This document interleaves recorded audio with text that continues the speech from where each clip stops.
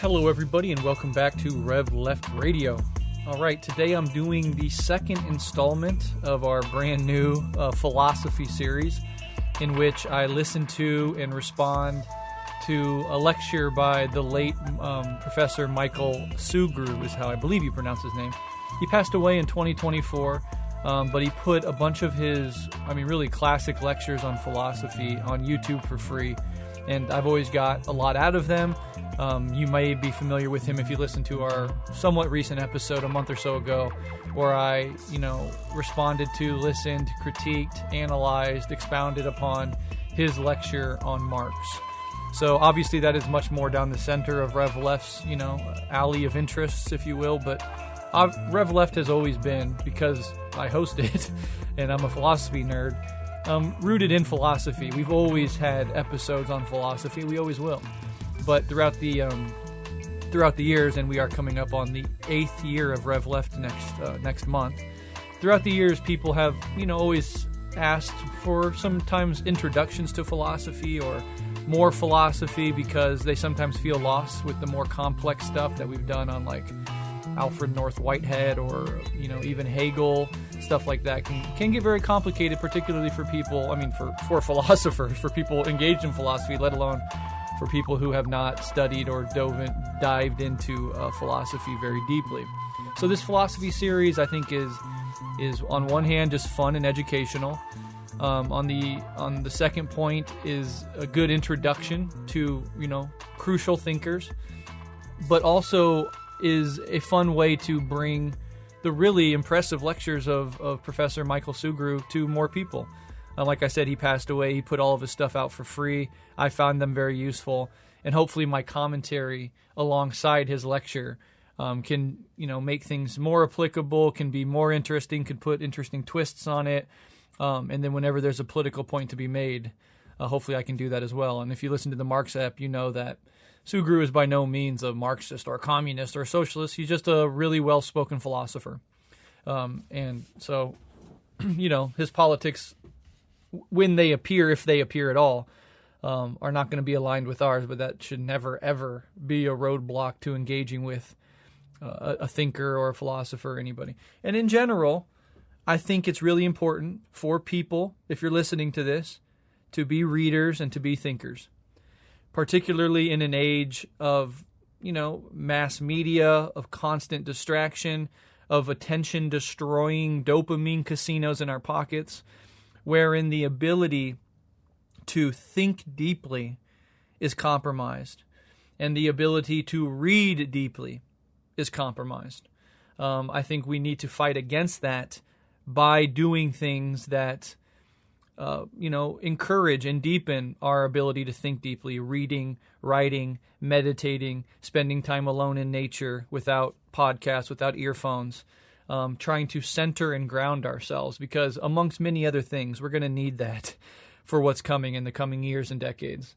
This century, to get a little off track, this century is the last century for this system of capitalism, imperialism, one way or the other. Just look over at the wildfires, the apocalyptic wildfires happening right now in LA. But we could point to genocides, we could point to biodiversity loss, the sixth mass extinction, the exponential growth of technology that we are not mature enough as a species to handle. And we can see that centuries of contradictions are coming to a head this century. And we have two choices. We have the ability to organize and act as a bridge to a new way of being, a new mode of being, the next level of human maturation civilizationally, or this system is going to create apocalyptic collapse and unprecedented mass suffering. We're talking about a billion climate refugees in the next 10 to 20 years, right, combined. And we just saw a couple, tens of thousands or 100,000, hundreds of thousands of refugees in something like the Syrian civil war, creating brutal blowback, the rise of fascism, anti-immigrant sentiment, et cetera, et cetera, et cetera. Issues that we're still dealing with today. So we're living in a crucial century. The coming online of technologies that can keep us in a constant state of distraction and shallow entertainment are awash. We are awash in them, right? We are completely surrounded on all sides by that stuff. And it behooves those of us who want to do something meaningful with our life, especially at this critical juncture in history, to solidify and improve on that capacity, which is becoming rare in today's world, of deep thinking, of concentrated attention, of focus, and of engaging with high-minded thinking and history, and science and all of these things. And to be a person that is fluent in many fields of knowledge and study, right? It's as dialecticians, we understand everything is intimately interconnected. So we want our knowledge to be as broad as possible. We want to be able to engage with science, with religion, with philosophy, with art, with psychology, with ecology, right? With politics, with economics, and engaging with philosophy and reading philosophy in particular can be very helpful with that. And so, it's a part of Rev Left and my identity to always have philosophy on here. But I also think there's a deeper a deeper responsibility that we all have to engage with the history of human thought, in part to understand how we got here, but in part to improve our own faculty of deep thinking and groundedness and focus and concentration, which is going to become increasingly rare in the world. It already is, but increasingly necessary. So that's a kind of a highfalutin introduction here. But let's go ahead and get into the lecture here. It's about 45 minutes. This falls under fair use. I'm putting this out for free. It's not behind a paywall. He put his stuff out for free. I'm doing it in a spirit of being a fan of his work broadly. Obviously, he's passed away, so he has nothing to lose or gain by this, except for that more people hear his contributions to human thought and his contributions to pedagogy when it comes to philosophy, because philosophy can be hard, and he has a really great way of explaining it in accessible ways for people. And hopefully I can add something of value as well. And my adding and my critiquing and my reflecting upon and my extrapolations are what constitute fair use. So I don't even know if that needs to be said, but there you go. One last thing I want to say. Everybody that supports the show on Patreon, deeply grateful. In exchange for only $5 a month, you get multiple hours of bonus content every single month. And I'm really grateful to everybody who does that. But I've also been asked over the last couple of years, Brett, I don't want to sign up for Patreon for whatever reason. Maybe I don't have the continuity of income to depend on a membership, where I can monthly have something taken out of my account, or maybe I just don't want to, put my card on file or whatever it may be. And so I finally got around to creating an opportunity for people who just want to make a one-time donation.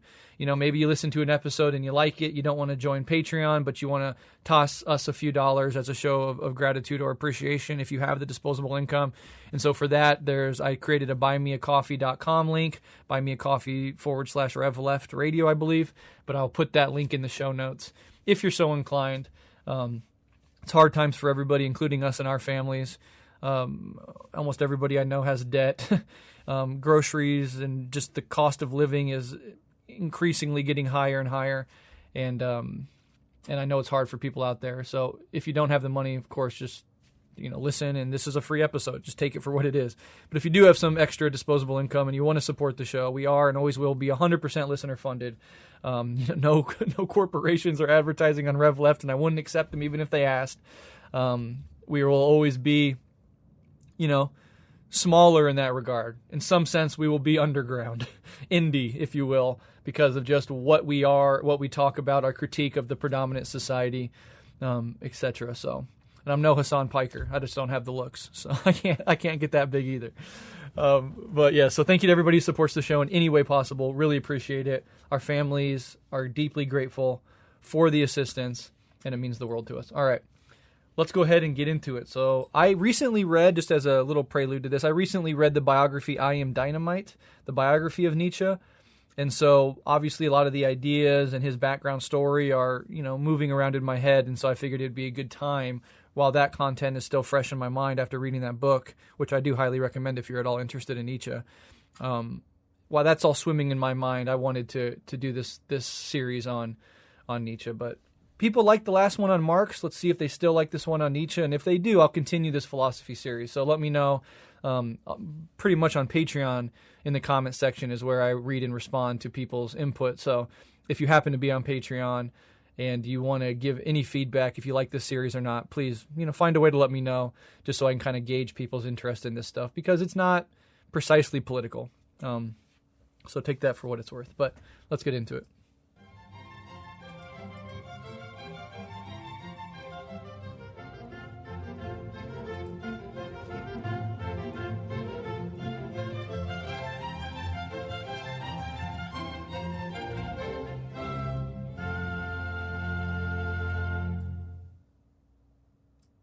No philosopher has had a greater influence on the 20th century than Friedrich Nietzsche.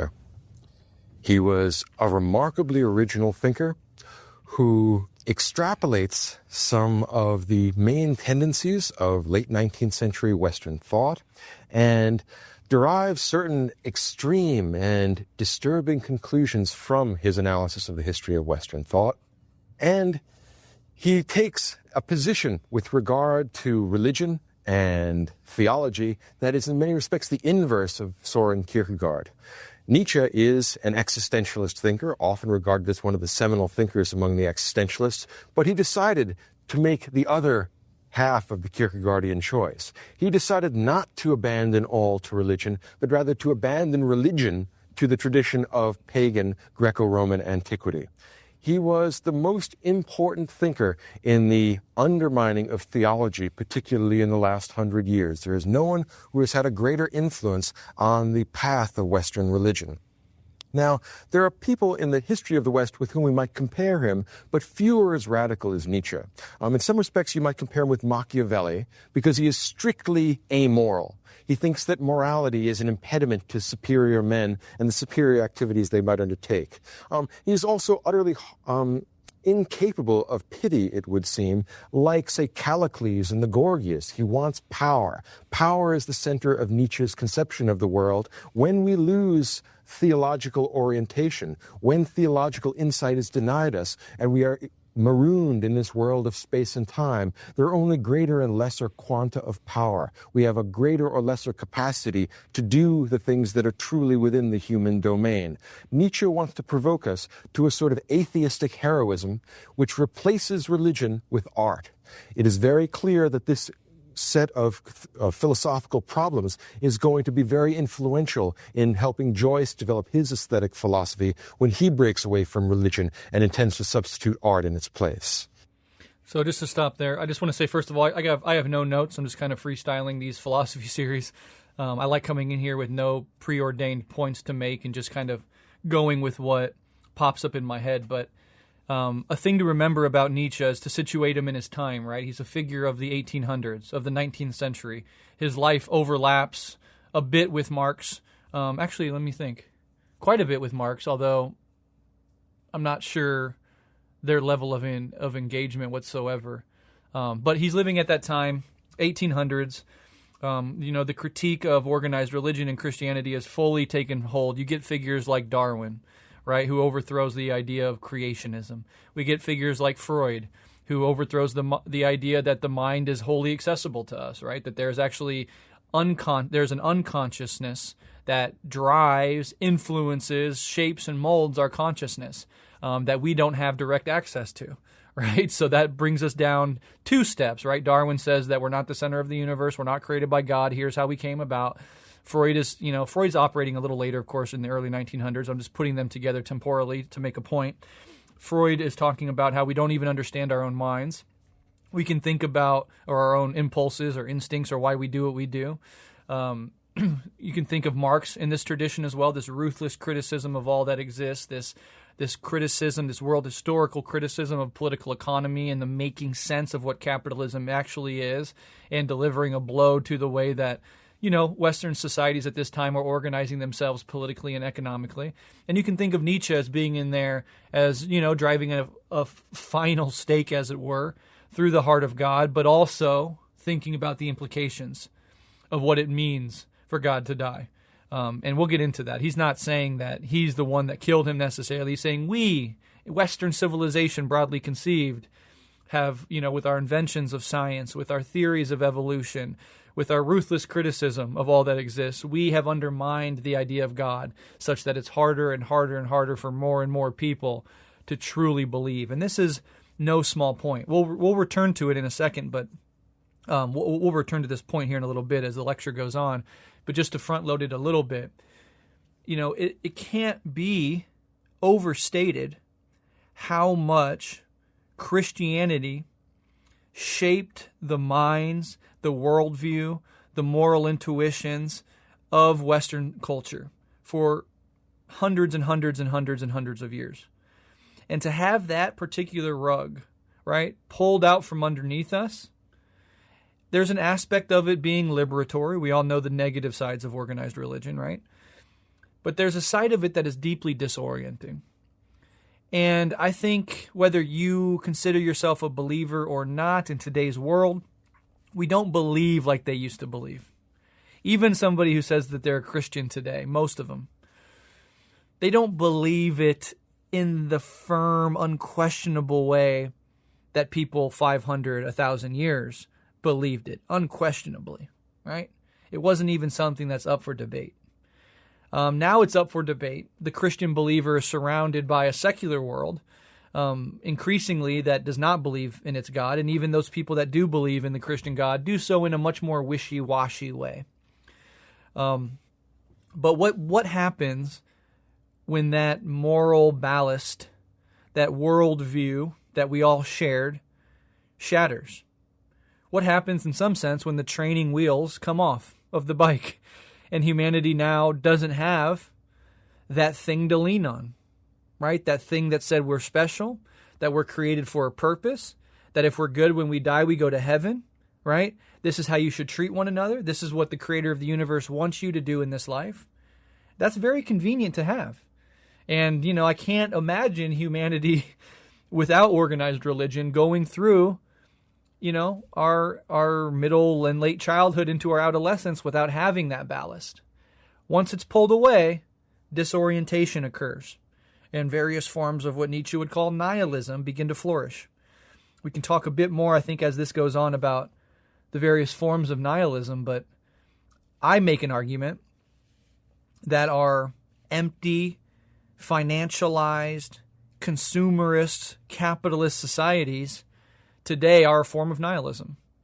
I think the worship of the self, the dogged pursuit of money, of status, of fame, the notion that you express yourself through your consumption habits, the more mentality of a hyper-materialistic society, not materialistic in the Marxist sense, but materialistic in the all we care about is obtaining things, commodities, that's a form of nihilism. And it leaves us feeling very empty. There are, of course, many other forms of nihilism, and perhaps we'll get into it, but to think about our modern society as a deeply nihilistic one, a one that is in part prophesied by Nietzsche. He was simultaneously celebrating the death of God because, in a sense, it is a growing up of humanity, while also warning us deeply about, the existential shatterings that come with it.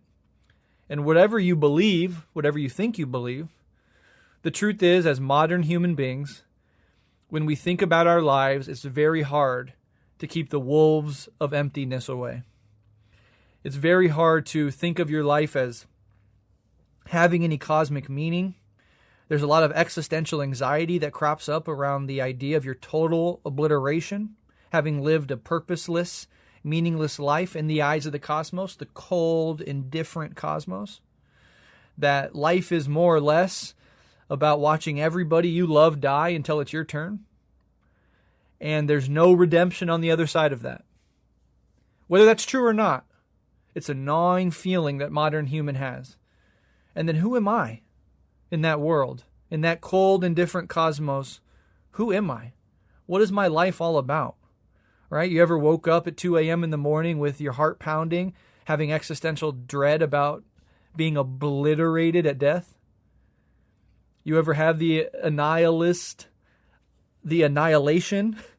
fear? What does it all mean? What the fuck is the purpose? I'm just suffering, I'm struggling, it's hard to make rent, the world is literally on fire, nobody seems to be coming to save us, there's no heaven when I die. What the fuck is all of this about? It seems kind of like a torture chamber. Consciousness is nature's nightmare, as some rather cynical people might put it. Now, that's not the whole story. I could make an argument against that story. But you'd be lying, I'd be lying if I said that many of us don't feel that gnawing disorientation from time to time. And we seek meaning in other things. We seek selfhood in other things. And what's on offer from the dominant society is a sort of hedonistic consumption as a way of life. That's not sustainable for the biosphere. That's not sustainable for our souls. We need an element of the sacred, whatever that may be. We need to return to the sacred, dialectically speaking, at a higher level, right? Clearly, this nihilism of consumerist capitalism is leading us only to literally the flames of hell. On earth, though. It's not a place we go when we die. Hell is either a mind state you have when you're alive or the state of the world as a whole. So it's literally unsustainable. It's obliterating the idea of even a future to have. And so not having God, a set morality, a concrete worldview that everybody around you agrees on and believes in, the social cohesion that falls apart from that, the hyper-atomization, the destruction of communities.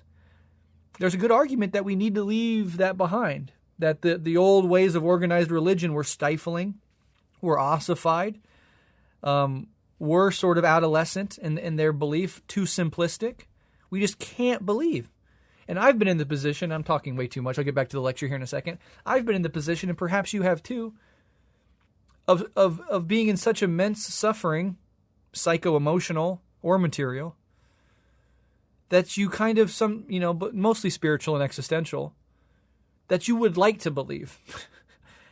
I found myself in moments of suffering, deep suffering, kind of begging to believe. I wish I could. I wish I could, because of the comfort that would possibly provide. But trying to make yourself believe is actually impossible. Even if you want to, you can't do it. So there is no going back, right? The only way out is through. And Nietzsche's Death of God is pointing to that reality and pondering its implications. And there's many more parts to Nietzschean philosophy, which we'll get into. And for an overview of his politics, I've done an episode called Aristocratic Radicalism. He is not a friend to our politics whatsoever. We make no bones about that. I have that whole episode on Nietzsche. I have a couple episodes on Nietzsche in the back catalog with guests. That especially if you're particularly interested in Nietzsche's political content, insofar as there is any, you can go. Aristocratic radicalism really sums it up, and we'll see why here in a bit. But that episode is available if you want a more political spin on Nietzsche. But this is just going to be more of a, wrestling with Nietzsche's philosophy overall. Now, Nietzsche is often kind of criticized and sometimes praised for being the source of a great deal of 20th century atheism and existentialism, and he's sometimes connected with the Nazi movement, and that I think is dicey. It's hard to say whether he was adequately represented as a proto-Nazi or not. All right, let's get into that. I mean, the Nietzsche Nazi thing, you've probably heard some things about it, something about his sister taking his, work afterwards and pushing it in that direction. Certainly she did do that, Elizabeth Nietzsche. She actually married, before the guy fucking committed suicide, a guy named, I forget his first name, but Forster, who was a rabid anti-Semite. And reading the biography of Nietzsche, it's very, very clear that Nietzsche is disdainful, outright disdainful of anti-Semites and even of German nationalism. Nietzsche really considered himself a European and was thinking in pan-European terms. I mean, his philosophy is so deeply rooted in ancient Greece and even Roman philosophy that it's not surprising that he breaks out of a mere nationalism to kind of think of himself as pan-European. But on the other hand, so those two things would count against him being associated with Nazism. And certainly I think Nietzsche would see Nazism as, because it's a populist movement, a sort of herd mentality to it. He would see a vulgarity to it, an anti-intellectualism to it. He would be, I think, disdainful of a demagogue like Hitler. And so that's all true. On the other hand, and, Hitler's not reading Nietzsche, okay? Hitler didn't read Nietzsche. Hitler and the Nazis, and perhaps there were other Nazis who did read Nietzsche, extracted aspects of Nietzsche's work that edified and uplifted the idea of German uniqueness, right? Look at this great philosopher. He's German. He represents the German spirit. And there are aspects, as you'll hear throughout this lecture, of the overman, the Ubermensch, the will to power, the transcendence of Christian morality, and of even a conscience at all, that could easily be hijacked by any authoritarian movement, but definitely a fascistic one, and utilized in those terms.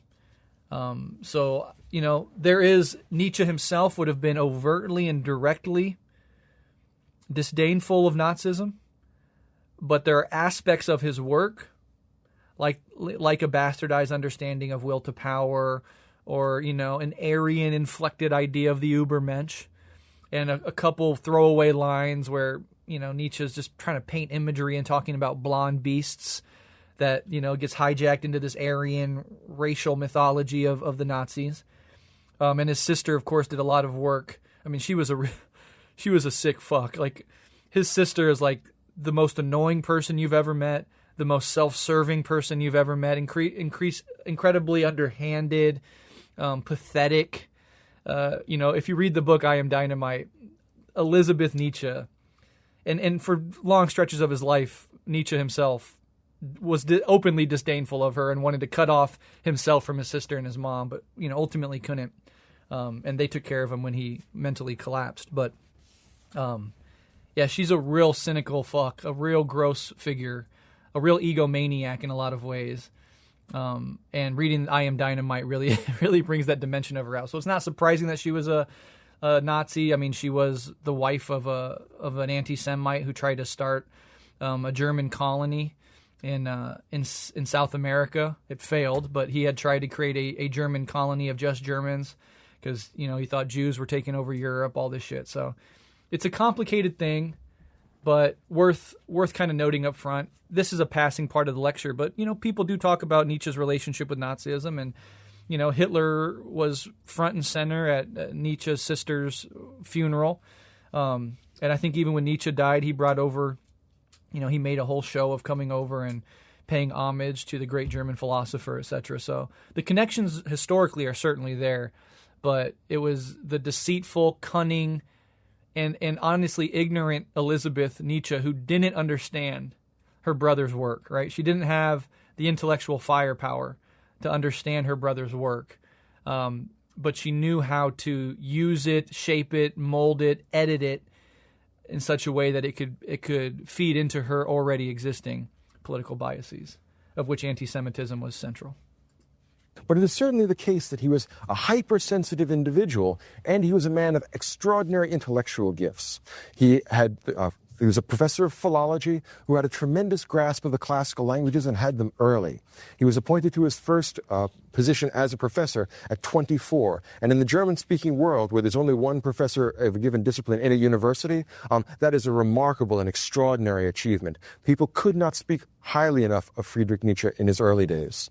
Now, while it is true that he was a remarkable scholar, he was, in addition to that, a ferociously honest individual. He did his best, like Kierkegaard, to be an individual. He did his best to sense tremors in the foundation of Western culture that other people couldn't feel. He wasn't perhaps like a seismograph. He could see that there were continental shifts occurring, which would eventually result in an overall arching conflagration, which would generate a sort of intellectual earthquake.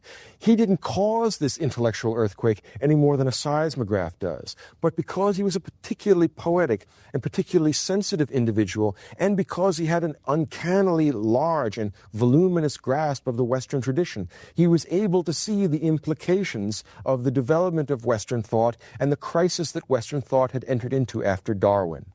So Nietzsche is in some ways not the cause of what he's talking about. He is the messenger. He doesn't send us the message, he just delivers it to us. And the message that he intends to deliver to us is the following: God is dead. God remains dead, and we have killed him. We should not blame Nietzsche for killing God. What he is trying to say is that Western culture has already killed God by the time he writes that in his book, The Gay Science. In fact, God was killed by the rise of modern natural science and by the progress of people from a barbaric state of mythological interpretations of the world to the more sophisticated state in which they find themselves. This sophisticated state is an advance in culture, but it is a danger to people's moral orientation. As a matter of fact, all moral orientations will be radically changed now, because when God dies, all of our constructs of right and wrong, all of our conceptions of ethics and metaphysics are now thrown by the board. If I were to change the analogy slightly, you could say that Nietzsche was like a canary in a coal mine. We put the canary down there to see if there's poisonous gas, because it is affected by the gas long before people are. Well, Nietzsche, singing at the end of the 19th century, is singing the song of the end of theology, and that means the end of metaphysics, and that means the end of the whole tradition of Western philosophy. In books like Beyond Good and Evil, now there's a title, or The Genealogy of Morals, or The Antichrist, he tried specifically to undermine faith in the Western religious tradition. And in addition to that, he tried to shake up the orientation of Western philosophy and move it away from metaphysics towards this world. He had the same intellectual goal, to make people live in this world and to deprive them of religious illusions which previously had sustained society. He said, look, these are hollow illusions now. If we are going to have illusions, we'll have to make up new ones. The old illusions will not work. So you can see, this is the only world that exists. Anybody talking about metaphysics is nonsense. We live in this world. We should focus just on this world. You can see Nietzsche, you can see Freud, you can see Darwin, you can see Marx. I put these thinkers together because they happen temporally at a right time, and they are all in different fields of knowledge representing a similar shift in Western mentality. A materialist shift, right? Away from metaphysics, away from talking about how many angels can dance on the head of a pin, away from talking about the structure of the cosmos created by God and what he wants for us, and toward what's actually here down in the mud and the dirt of earth. That's where we should keep our gaze. That's materialism, right? That's anti-metaphysics. Metaphysics is metaphysics, something beyond the physical world. Supernatural.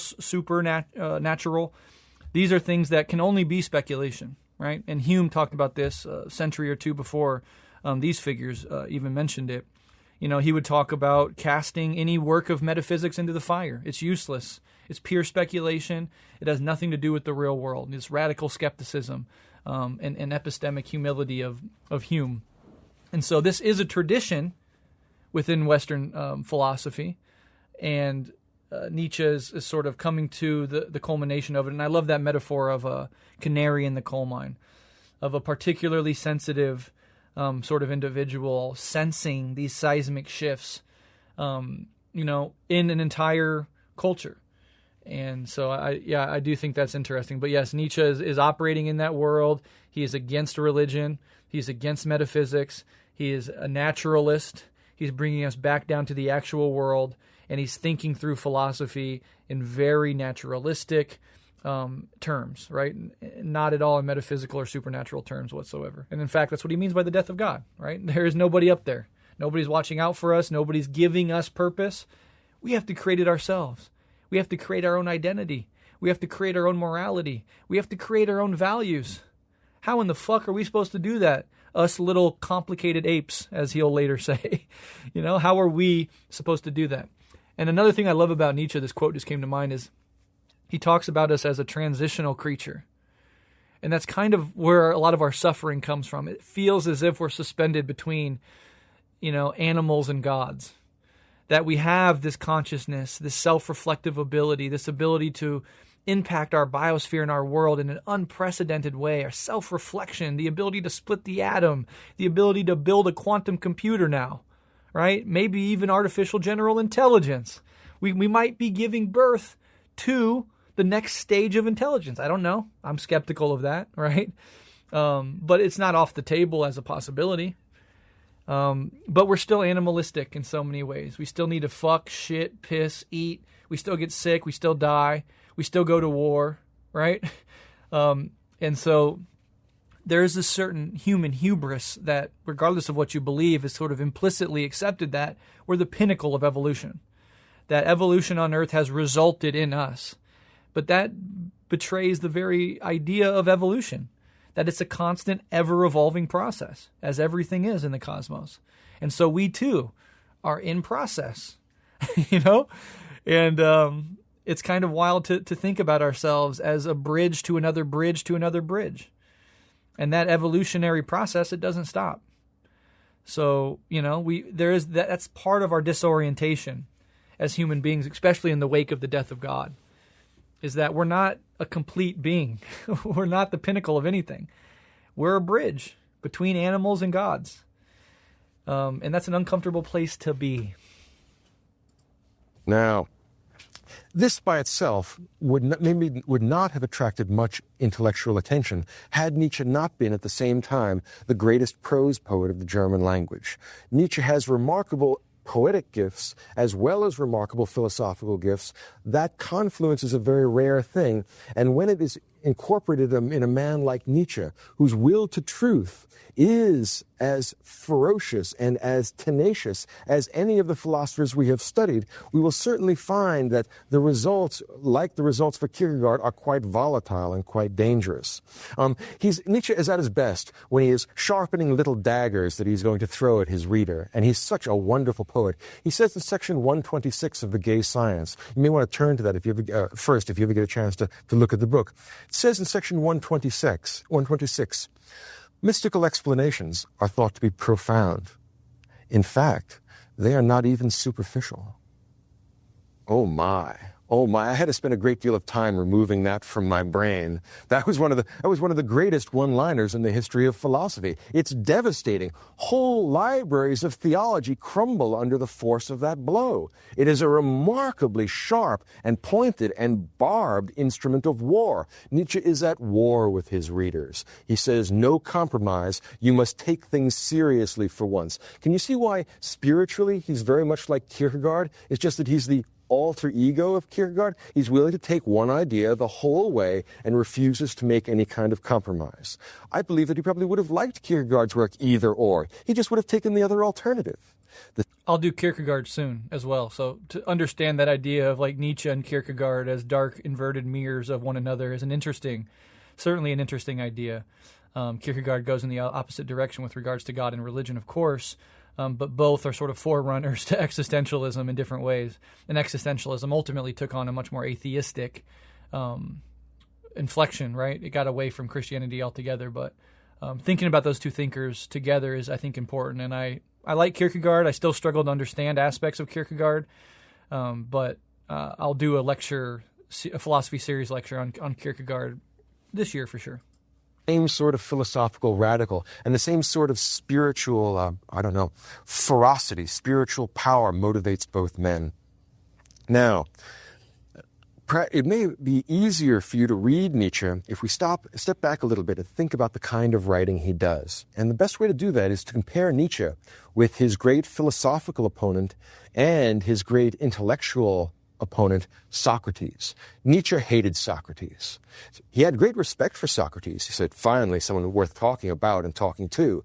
The problem with Socrates is in many ways the same as the problem with Jesus. The problem with both men is that they generated a metaphysics which led the tradition of Western culture out of the world of space and time. Socrates in the Republic invents the world of the forms, right, where we keep perfect beauty and perfect truth. Jesus has heaven, where we keep God and the Holy Spirit and the saints and the martyrs and all that.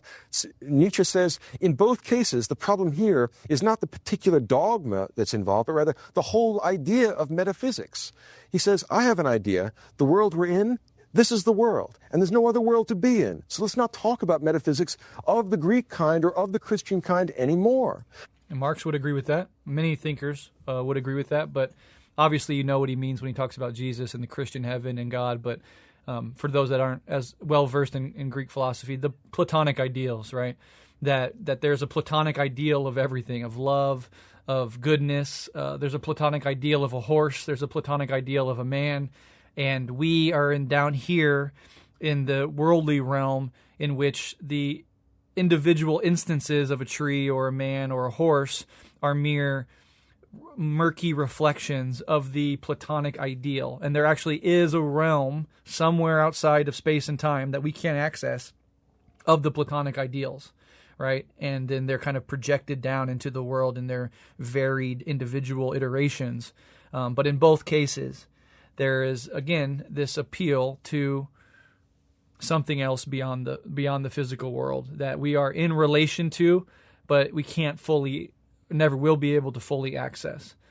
And of course, I mean, Greek philosophy and Platonic ideals and Aristotelianism had deep impacts on the development later on of Christianity. So, they really are part of a kind of singular process. Instead, we should adopt a new position. We will love the earth. We will find what is best in this world, and we will do what we can to improve and perfect human possibilities here and now. It's obvious how this is going to be very influential in helping Joyce develop his aesthetic philosophy. Now, the comparison of Socrates goes actually quite a bit deeper than merely professional jealousy, and God knows there's a tremendous amount of that in his railing about Socrates. Socrates' characteristic locution, his characteristic way of communicating to other people, is called irony. Socrates is not remarkable for his literal speech. In fact, he is constantly and opaquely ironic, and many times there are levels to his irony, which is what makes his work inexhaustible, which is why we still read it 25 centuries later. Well, Nietzsche has figured out a similar... 25 centuries later. I don't know, when I hear shit like that, it just really makes me pause. 25 full centuries. And that just gets us back to fucking Socrates. Crazy. Neat trick. And it's... Imagine being having such an impact on the world that people 25 centuries later talk about you. You go to any intro to philosophy class, across the world, and you're going to eventually bump into Plato and Aristotle and Socrates, to say nothing of Jesus, and some of these other figures like the Buddha, Muhammad, Moses. It's just absolutely, absolutely fascinating to have that much cultural staying power. Called not irony, but oxymoron. My argument is that Nietzsche uses oxymoron in the way that Socrates uses irony. Now, for those of you who have forgotten what an oxymoron is, it's a turn of phrase like cold fire or hot ice. The idea is that we attribute an adjective to a thing that doesn't have that property, has the opposite property. Let me give you some examples from Nietzsche's works. He once said, "What are mankind's truths but his irrefutable errors?" Irrefutable errors? What would that be? Well, that's an oxymoron. The point is that the tradition of Western rationalism has never led us to certainty, has never really led us to anything that could approximate the canons of Platonic knowledge.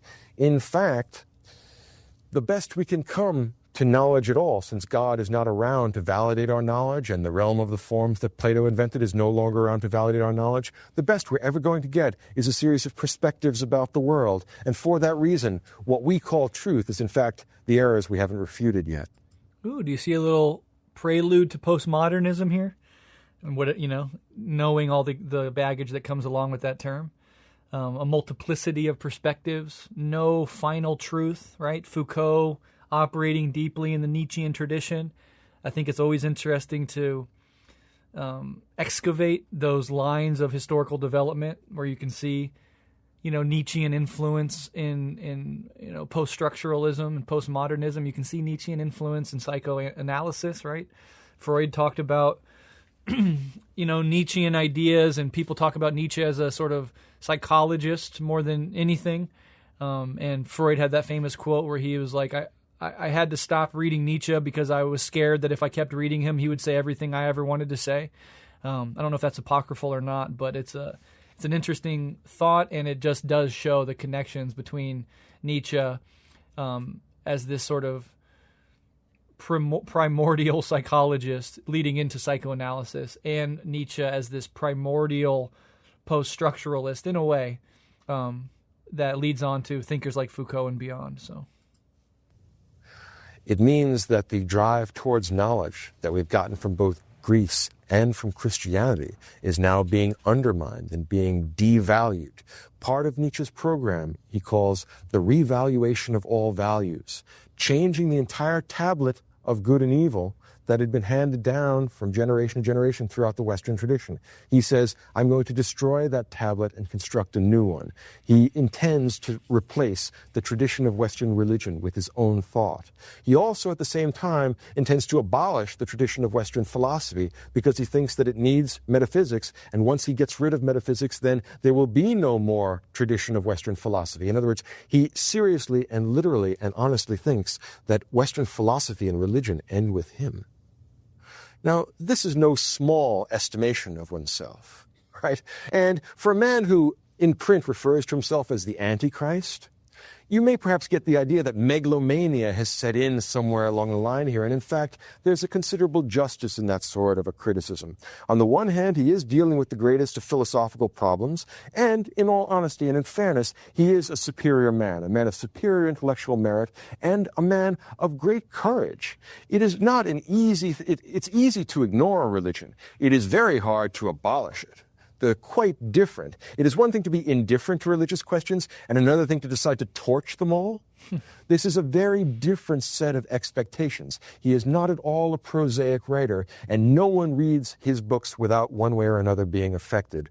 I remember Yeah, and this megalomania really, it increased in intensity as he got closer and closer to his mental collapse. His father died at the age of, I believe, 35.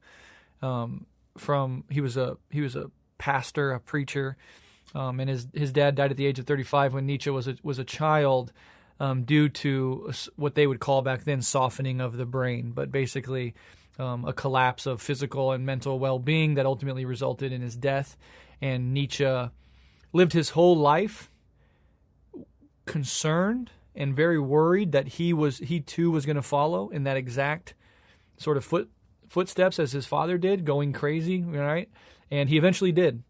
And as he approached the mental collapse that, is sort of hallmarked by his public outburst, somebody that's so against pity, breaking out and weeping in tears at the sight of seeing a horse beaten by its rider, and ran and threw his arms around the horse, weeping and trying to protect it.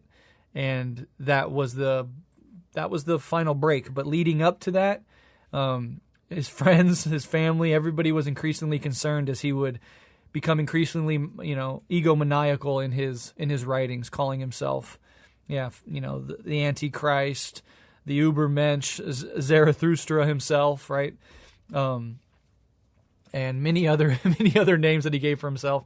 And he would write, essays, which we might get into later, about, why I am so smart, why I write better than everybody else, sort of things like this that were nuanced and had value in them, but also indicated this growing, insanity. And then he spent the last 10 years of his life in a state of bewilderment, of dementia, of catatonia. There's those famous images you can Google of old Nietzsche in his last 10 years, just, sitting in a chair, just like blank stared. It deeply disturbed his friends when they came over and saw him like that. He was basically reduced to a child before his mother died. He was in his mother's care. This is a 50-year-old man in his mother's care, being kind of treated like a little boy because he acted like that. He would just do crazy shit, irrational shit. He would have outbursts. He would take off running. He would, be in his room by himself, just making wailing noises and throwing himself around. And then at the end of his life, he just kind of weakened to a state of, catatonic non-existence in a way, and slowly shriveled up and died. So, people speculate on that. Did he break his own brain through his attempt to push through to a whole new way of being and creating his own values? Did his philosophy itself drive him mad? Was it merely just syphilis catching up with him? There is a bit of a question mark around exactly what caused it, but there's the genetic predisposition to profound mental illness all throughout his family tree, including his father. And, that probably seems like the modern day clinical diagnosis would be something along those lines, like, syphilis-induced dementia or something like that. But prior to that, before his mental collapse, you have to understand, and I'll get into this a bit more when we talk about Nietzschean ideas of power, and the irony of it, is that Nietzsche suffered through chronic ailment, chronic pain, chronic migraines, chronic health problems that would have him sidelined or literally bedridden for weeks or months at a time. And part of his aphoristic style of writing was because he had these brief periods of lucidity between, literally like blinding migraines, like literally blinding, where he could not see. Whenever he went outside into the sun, he had to wear these deep green tinted glasses and this green tinted visor to protect his eyes from the overstimulation of too much light. But he spent, months at a time of his life completely bedridden, unable to even get out of bed.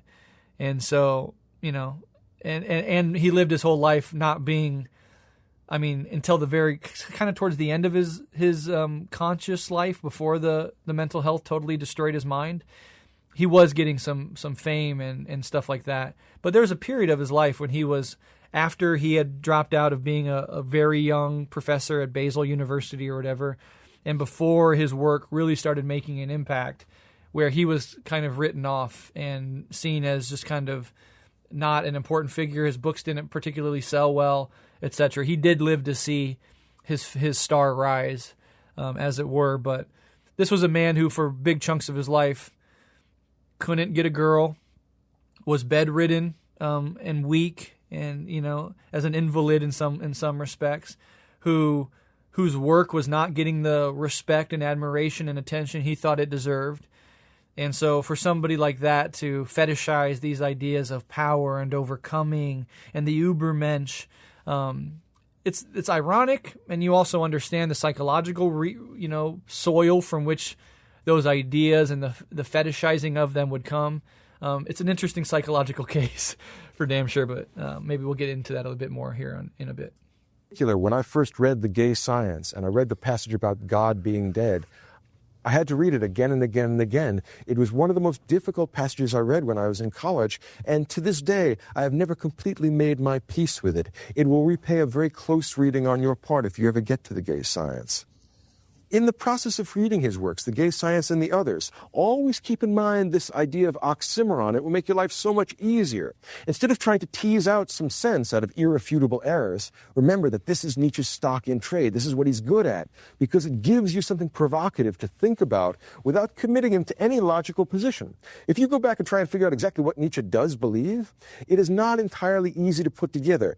Like many other philosophers, he is better at explaining, or if I explain, attacking the things he does not like, than in articulating a defense for the things that he does approve of. He does say that ethics, because it had been previously based upon Christian religion or because it had been based upon metaphysical philosophy, that ethics is over, in the sense that the traditions of right and wrong that had been handed down for the previous 15 or 20 or 25 centuries in the West are now gone. Ethics turns out to be one of these irrefutable errors. And it would seem that for an error that's irrefutable, he is trying very hard to refute it. Remember, though, that Nietzsche, because he is not a philosopher, he thinks philosophy is over, and is primarily a poet, not a logician, doesn't care if he contradicts himself. Remember that the essence of an oxymoron is a contradictory utterance. Hot fire or hot ice doesn't make any sense. Cold fire doesn't make sense, but it is a very moving kind of locution that pushes you in a poetic rather than a logical way. This is what Nietzsche is good at. Now, Nietzsche was not a structural thinker. So when you think of a structural thinker, you think of somebody who is, or a systematic thinker, system-building thinker. You think of a Hegel. You can think of an Immanuel Kant. You can think of a Karl Marx, right, as figures who are trying to, at least in one terrain of knowledge, or sometimes in an entire worldview, trying to systematically build a way of understanding the world, right, through rigor and systematic analysis and logical unfolding of this argument leads into this argument, and this is how I'm using this word, and this is the basis of being, and blah, blah, blah. And Nietzsche is aphoristic, poetic, contradictory on purpose. And that also, I think, leads into his being able to be taken up by so many different types of people, right? From Nazis who could take part of his work, to anarchists on the left who take part of his work, to hyper-individualists who take part of his work. There's left Nietzscheans who take, from a left-wing socialist perspective, who take Nietzsche somewhat seriously in some regards. And it's because of, in part, this aphoristic style. It's not systematic, right? There's no fascist Marxism. There's no liberal Marxism. It's so systematic that it excludes what it is not, right? And for a figure like Nietzsche, who is kind of Socratic in this way. Of course, Plato is the one writing about Socrates, but Socrates himself is not doing what Plato and Aristotle attempted to do, which is kind of build up understanding in many domains and try to make broad ontological or epistemological arguments about the nature of reality. Socrates is using irony and questioning people and trying to get them to articulate what they actually believe, and in that process showing them that they don't actually understand what they're saying, and in that process making everybody watching and reading him think deeply about these issues. But it's hard to say what Socrates' system is. It's impossible to say that. Like, it is impossible to say what is Nietzsche's system, what positive program, what worldview can we put on. You can construct one out of Nietzsche's work for sure, and people do. People call themselves Nietzscheans and kind of use it as the primary lens through which they understand and interpret their own lives. But you have to do work yourself to kind of bring all these threads together. And because of the contradictions, because of the aphorisms, there'll always be somebody to say, "Well, what if he meant this? I'm not sure you understand what you're saying." Yeah, he did say that, but over here he said this. So how do you make that sense? How do you integrate that statement into your understanding of Nietzsche, right? So I think that's also an important thing to think about with regards to Nietzsche and his popularity and his continued relevance and how people engage with him and how he differs from other thinkers that we might be more familiar with. In abolishing morality, in destroying ethics, he is taking a position very much like that of Raskolnikov in Dostoevsky's great novel, Crime and Punishment. If any of you know that piece, you will know that early in the novel, before Raskolnikov comes back to the Christian fold, he commits a murder because he has the theory of the exceptional man, that the usual norms of right and wrong, which we expect to be universal, are only partially complete. There are certain superior individuals, according to Raskolnikov, for whom the traditions of morality do not apply. That's the idea of the exceptional man. Well, Nietzsche, in fact, makes an argument along these lines, that the great world historical individuals, that superior men, do not have to be bound by the constraints of traditional notions of right and wrong. They are the great artists. They are the great creators. And they may be artists in the sense of painters or artists in the sense of literary men, but they are creative in things like politics or things like science as well. From this perspective, from the perspective of Nietzsche, all superior men in every discipline that are breaking the bounds of inherited forms, they are what he means by an artist. So we'll get more into that. This Ubermensch idea, this artist idea, broadly conceived, just doesn't mean an artist like a painter or a literary giant, although it could. It means anybody who breaks the bounds of convention to do something world historical, right? Napoleon, for example, is certainly a figure that Nietzsche would see as, an artist in this way. And Napoleon wasn't an artist in the traditional way we think about it, so he's using that word a little differently. But also it's worth noting the connections between Nietzsche and Dostoevsky. They're both these sort of proto-psychologists in a lot of ways. They both, Dostoevsky through literature and Nietzsche through his unique type of poetic philosophy, came to kind of similar conclusions and went on to influence psychology and psychoanalysis more broadly later down the line. And the reason why Dostoevsky's novels are so penetrating and so relevant and so cherished is because of in part, the deep psychological insight that Dostoevsky has to the human condition. And Nietzsche had a similar thing. And in fact, they met. So they met, let me read this really quick. In 1886 to 1887, Nietzsche discovered Dostoevsky's book in a bookshop in France. Nietzsche was immediately enthusiastic about the book, comparing his discovery to his earlier encounter with Schopenhauer. So Nietzsche, a seminal moment in Nietzsche's intellectual life was going into a used bookstore with no intention of a book to find and stumbling upon The Will as World and Representation by Schopenhauer. Allison and I did a whole episode on Schopenhauer and Nietzsche, So if you're interested in those connections, they're deep and they're profound, and they diverge in certain ways, of course. But there is no Nietzsche without Schopenhauer. And so the fact that Nietzsche would say that after reading Dostoevsky, it was a similar experience to his having read Schopenhauer is incredibly high praise. But, like Jung and Freud, there was at once a relationship, a mentorship, and then a divergence and a breaking up of that relationship. And so Nietzsche, heavily, profoundly influenced by Schopenhauer. I mean, the will to power is a sort of a Nietzschean twist on the Schopenhauerian will to life, the will to live, which they both see as this insatiable striving within nature that found in animals and plants and the sun and all aspects of the cosmos. The thing that pushes them forward is this will with a capital W. This blind will, like a Darwinian will. It's not God. It's not metaphysical. These are both atheists, right? But this striving, and that's why, in part, I don't want to get too off track here, but humans, like Schopenhauer would talk about the desire machinery within us, that satisfying a desire doesn't lead to the end of desire. We are never ever quite satisfied. There's always more. There's always striving. You fulfill one desire, another one crops up. More and more and more. And we're always leaning into life, pursuing, chasing, yearning, never getting, never completing, never reaching a point where we're finally happy, where we're finally satisfied with how things are, right? And that inexorable drive forward causes misery and suffering in us as self-reflective creatures. And his solution to it was to kind of, in as much as a human being can, opt out, with a Buddhist influence of transcending desire altogether and finding solace in art. And so you can see aspects of that philosophy being taken up in Nietzsche, but also shifted and moved.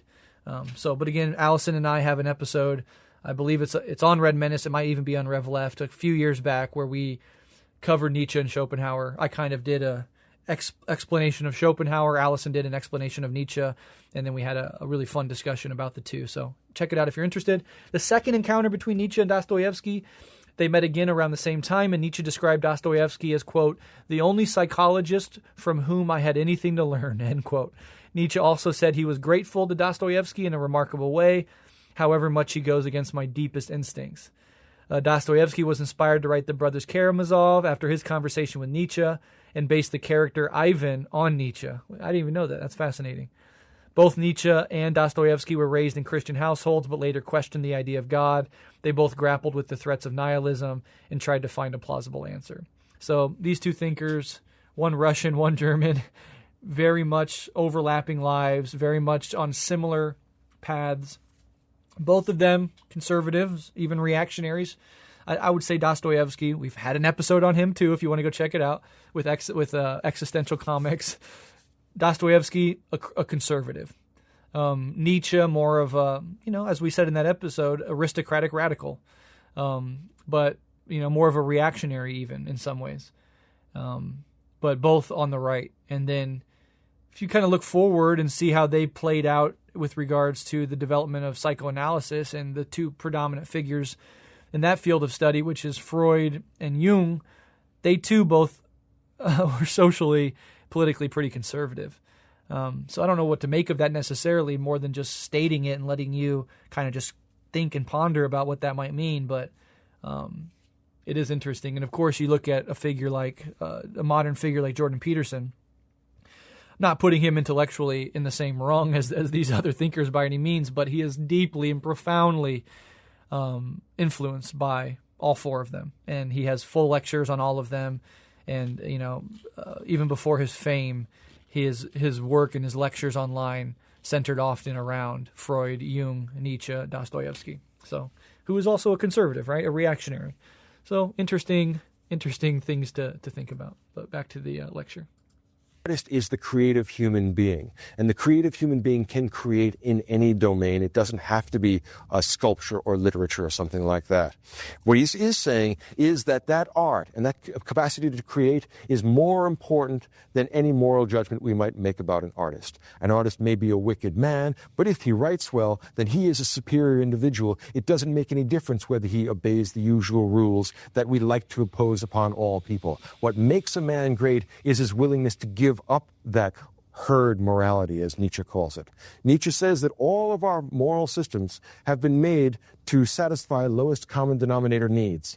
He looks, for example, at the history of Christianity and says, look, the reason why Christianity was a religion of slaves is because it serves the interests of slaves. If you are a Roman master, as Nietzsche kind of likes and sympathizes with, well, you could do all kinds of cruel and wicked stuff, and because you were superior, you never felt bad about it. You didn't have this nasty religious guilt. What kind of a superior, heroic man would do that? Nietzsche said that all of Western heroism was poisoned by the advent of Christianity because it made superior people develop what he called a conscience. And he thought that was a very bad development because that truncated their ability to act. Who knows what great figures would have done if they had not been kept back and held back by these arbitrary strictures of Christian morality. He once wrote a very telling line. He said, "I will never forgive Christianity for what it did to Pascal." Now, if you know Blaise Pascal and his agony over religious questions, he says, look, here we have a superior man. He was a great mathematician and a great scientist. What did you do? You set his own mind against his rational abilities, and you destroyed that man. I would give 1,000,000 Christians who think that they're going to be saved for one more Blaise Pascal. And then I'd be able to tell him that you need to be liberated from these Christian myths. And when you are, then you will truly be the heroic man you could become. So he has an axe to grind against the entire tradition of Western Christianity. He thinks that it inhibits the growth of individuality and it prevents the growth of heroism. And heroism is what he's all about. He says, look, I don't care about the mass of human beings. He thinks that the mass of human beings, in opposition to Christianity, he thinks that the mass of human beings have no value whatever. The only people who are worth anything are superior people, and I have a strong suspicion that Nietzsche thought he was one of those superior people. Okay, so you see the dark, ugly side of Nietzschean philosophy. You can see how it's profoundly reactionary in a lot of ways. This idea that most people are the herd, they're cattle, they're mere followers. A great man can step and crush and destroy them, annihilate them at will. They are pawns on a chessboard, and the king and queen can move in whatever directions they want and obliterate those pawns. They are not worth very much. Now, there's a contradiction here. In Nietzsche's personal life, almost every single person that came across him, whether they liked him or not, they said he was incredibly polite. He treated everybody with the utmost respect. He was mild-mannered, reserved, right? And so he didn't live a life like the one that he kind of advocates in his philosophy. He wasn't a cruel, domineering tyrant over others, even interpersonally. He could be seen as, in his own ideas, a great man given his philosophy, but again, the way he lived his life, it's not a life of overcoming, or it is a personal overcoming. And that's kind of the Nietzschean thing, is like, there's two ways to take Nietzsche. You can take all this Ubermensch stuff and this overcoming stuff and this will to power stuff and put it inward psychologically. So I'm a Nietzschean because I'm overcoming my own internal suffering. I'm blazing my own values for myself. I'm an Ubermensch with regards to whatever. Even saying that is dorky as fuck, but you get my point. It can be psychologized and internalized, or it can be externalized. It can be turned into a sort of social, political philosophy. And there's a lot of modern Nietzscheans that do just that, and they're all hardcore reactionaries. We can think of the raw egg nationalist or Bronze Age pervert, to point out some particularly popular figures on Twitter who kind of represent this reactionary Nietzschean trend. Even Curtis Yarvin, with his belief in a sort of modern aristocracy, anti-democracy, anti-egalitarianism, to some extent a Peter Thiel, fits into this mold as well, at least to some extent. It's sort of disdainful towards Christianity. It often has a pagan or a neo-pagan spiritualist bent. Many of them, though certainly not Curtis Yarvin, are into like bodybuilding and the aesthetics of beauty. These are the guys that you'll see with the Roman statue as their profile pic. They're anti-liberal, anti-progressive, anti-socialist, anti-communist, anti-Marxist to the hilt. They're They often buy into this class of civilizations narrative, again with the strong identitarian and pan-Europeanist outlook. And so there's a real strain of modern politics that is a direct descendant from Nietzsche that takes these ideas and really brings them to the forefront of their own politics. And so it is still relevant politically. Again, we called Nietzsche's politics in that episode aristocratic radicalism, right? And that's what we mean by aristocratic. These great men of history that, because they are so great, they are so superior to others, that they have every right to not be tethered by morality, conscience. This internal quabbling over what is right and wrong to do is just this pathetic inheritance from Christianity that can be completely done away with. And you can do anything to anyone in service of your own will to power, right?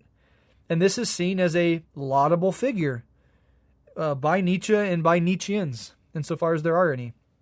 I mean, like insofar as you can be a Nietzschean, and we'll get into that point in a little bit. But sure, I think you can be a Nietzschean philosophically, and that's what it looks like in modern political context. And it's grotesque. And yeah, anti-egalitarian to the core. Nietzsche's critique of Christianity is his critique of socialism. This idea that what we're trying to do is level everything out. I believe I even heard an interview with, I think it was Bronze Age Pervert, where he says that the utopia of Marxism is a resting home. This idea that, this flawed idea, that what Marxists want to do is just level everybody. And all we're concerned about is material comfort. So everybody's equal. There are no superior or inferior human beings. And the goal is just to create a super comfortable society. And of course, these guys are like, fuck comfort. We want war. We want conflict. We want to conquer. We want to rule. They think of themselves as fucking Genghis Khan or something. Many of these guys, of course, have never actually been to war. If you talk to somebody who's actually had to fucking go to war, they don't have these romantic, fetishistic ideas of how beautiful war is and how it's a form of self-expression. And, I love to conquer and go to war. They come back shaking with the 1,000-yard stare, being like, let's do everything we can to prevent anything like this happening again, So there's contradictions abound. But this is a philosophy that is actively hostile to what we believe in. Now, do we want a world that just turns out to be a resting home? No. Do we want a world where everybody's exactly the same? Doesn't even make sense. Wouldn't even happen. That's like going into a forest and saying, I want all these trees to be the exact same. It's this 1984 anti-communist view of communism, right? That what we're trying to do is make everybody equal. As I've argued many times, I won't go into too much detail here. What we say is difference, diversity, totally fine, beautiful even. Somebody's going to be funnier than the next guy. Somebody's going to be able to throw a football farther than the other guy. Somebody is going to invent a machine better than the next guy or girl, right? Those differences is what makes the variety of human life beautiful. And in fact, I think one of our critiques of capitalism is that it does have this culturally leveling effect where consumer capitalism becomes this overarching, empty, fucking cultural parasite that infiltrates every corner of the globe so that you kind of lose some of the beautiful diversity of human life and human culture, which I think we want to keep. We want to retain the beauty of the different flourishings of human life and modes of being. But we also want to progress and move humans into a new epoch. But the point is here that differences between human beings are natural and inevitable. The only thing we disagree with is that those differences should cash out in the form of disproportionate economic and political power, right? Just because you created fucking Amazon doesn't mean you should have $1 billion in access to political power. And just because one of us didn't doesn't mean that we should live our entire lives toiling for you. And you can be a Nietzschean. You can be this guy that says, fuck you, you are the herd, you're the plebs, you're the little ants that great men crush. And what we say is, okay, ants together can take down an elephant. So we're going to come at you. We have numbers. We don't believe you're superior to us in any way, shape, or form. And really, by a stroke of luck and a corrupt economic system, you've been able to amass billions of dollars on the backs of our brothers and sisters around the world, the proletariat. We're coming together to come at your motherfucking throat. It's okay, so be a Nietzschean. We're Marxists. Let's have the conflict. You think you're a great man of history? You think we're nothing but stepping stones on your path to greatness? Bring it the fuck on. That's when we pull out our knives and we're ready for the fight. No more arguing at that point. So, they don't understand Marxism and they don't understand socialism and communism. We should have a swagger to our shit. We should have a defiance to our politics, a fuck you mentality to our politics. Yeah, we don't have all the money and we don't have all the power. We are the peasants of techno-feudal capitalism. But we're not any less than you, and we're coming for you. So be prepared. Something you should consider in the history of philosophy, whenever someone makes an argument for aristocracy, they always think that they're aristocrats. Exactly. You never see plebeians making arguments in favor of philosophical aristocracy. If you see an argument in favor of elitism, the speaker thinks he is part of that elite. Without fail, it always works. And they almost never are. Look at these fucking people who claim to be Nietzscheans, these world historical conquerors, these Ubermensch, and they're fucking dorks. They're fucking dorks. Which is always a deep irony in all of this stuff. We talked about Julius Evola and his, what he called aristocrat of the soul, right? And this idea that when you read Nietzsche from a reactionary perspective or you read Julius Evola from a reactionary perspective, you're being flattered. It's being presented to you as you're being let in on a secret. And the mere fact that you're here means you very well might be one of these superior people. That flatters the ego. But bring these motherfuckers into reality, they're not so impressive. Neither were the thinkers themselves, Nietzsche, Evola, whatever. Nietzsche's impressive in his intellectual capacity, but unimpressive in a million other ways. And so this whole idea that they're superior is almost always undermined by their actual existence. Now, Nietzsche, strangely enough, would not feel bad about that. He said, yes, of course I'm a member of an elite. I don't buy this Christian equality of all souls. Look, there's no God for us all to be equal in front of, and big fish eat little fish. Some people are better and more capable than others. We just live in the domain of nature. Stop trying to even things out and help the feeble and the incapable and the incapacitated. Help the great people do great things, and to hell with the rest of humanity. Smells like eugenics, doesn't it? It's a radical, courageous, but also slightly immoral, actually never slightly more, greatly immoral stance. In some ways, what's heroic about Nietzsche is that his immorality is done at the level of Milton's Satan. He will not serve. And there's something strangely attractive about him for that reason. There are times when he comes up with all sorts of repulsive stuff, but I cannot eliminate from my mind a certain sort of admiration for Nietzsche. I would not be a Nietzschean follower. Nietzsche is the sort of philosopher that if you follow him, you are not at all a Nietzschean.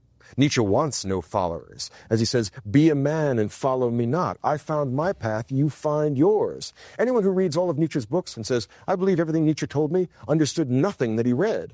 The whole point is that he says, go think these problems through for yourself. Like Kierkegaard, he forces you to become an individual. I think it is a good and necessary tonic, but I would worry if anyone came to me and said, after reading this, it seems to me that almost all this is correct. Well, I do like that aspect of it. Even in Thus Spoke Zarathustra, he makes this point very clear that I'm not a leader. To call yourself a Nietzsche and to agree with everything I say is to abandon your own path and to subordinate yourself to somebody else. It's the least Nietzschean thing you could do. And there's something that resonates there with, spiritual paths, for example, that if you're walking a sincere spiritual path, that you can have teachers, you can have influences, you can have a community of people that help you along the way, but you got to walk through the fire yourself. There can be no real growth unless you take that path for yourself. As hard and as arduous as it is, and as much suffering as it necessarily will bring, to walk a spiritual path authentically is to have to walk it alone, at some parts of it at least. Because it's getting down to the core of who you think you are and overcoming that, transcending that. Nobody can give you that. Nobody can hold your hand and walk you to whatever, enlightenment, right? that in order to get there, it means taking radical responsibility yourself, and that you have a radically unique path to walk, as every person does, and to walk it with your chin up and bravely, with courage and independence and authenticity. That's the only way forward. There are no training wheels. There is nobody to walk the path for you. There is no magical book you can read as a shortcut. You got to walk through the fire yourself.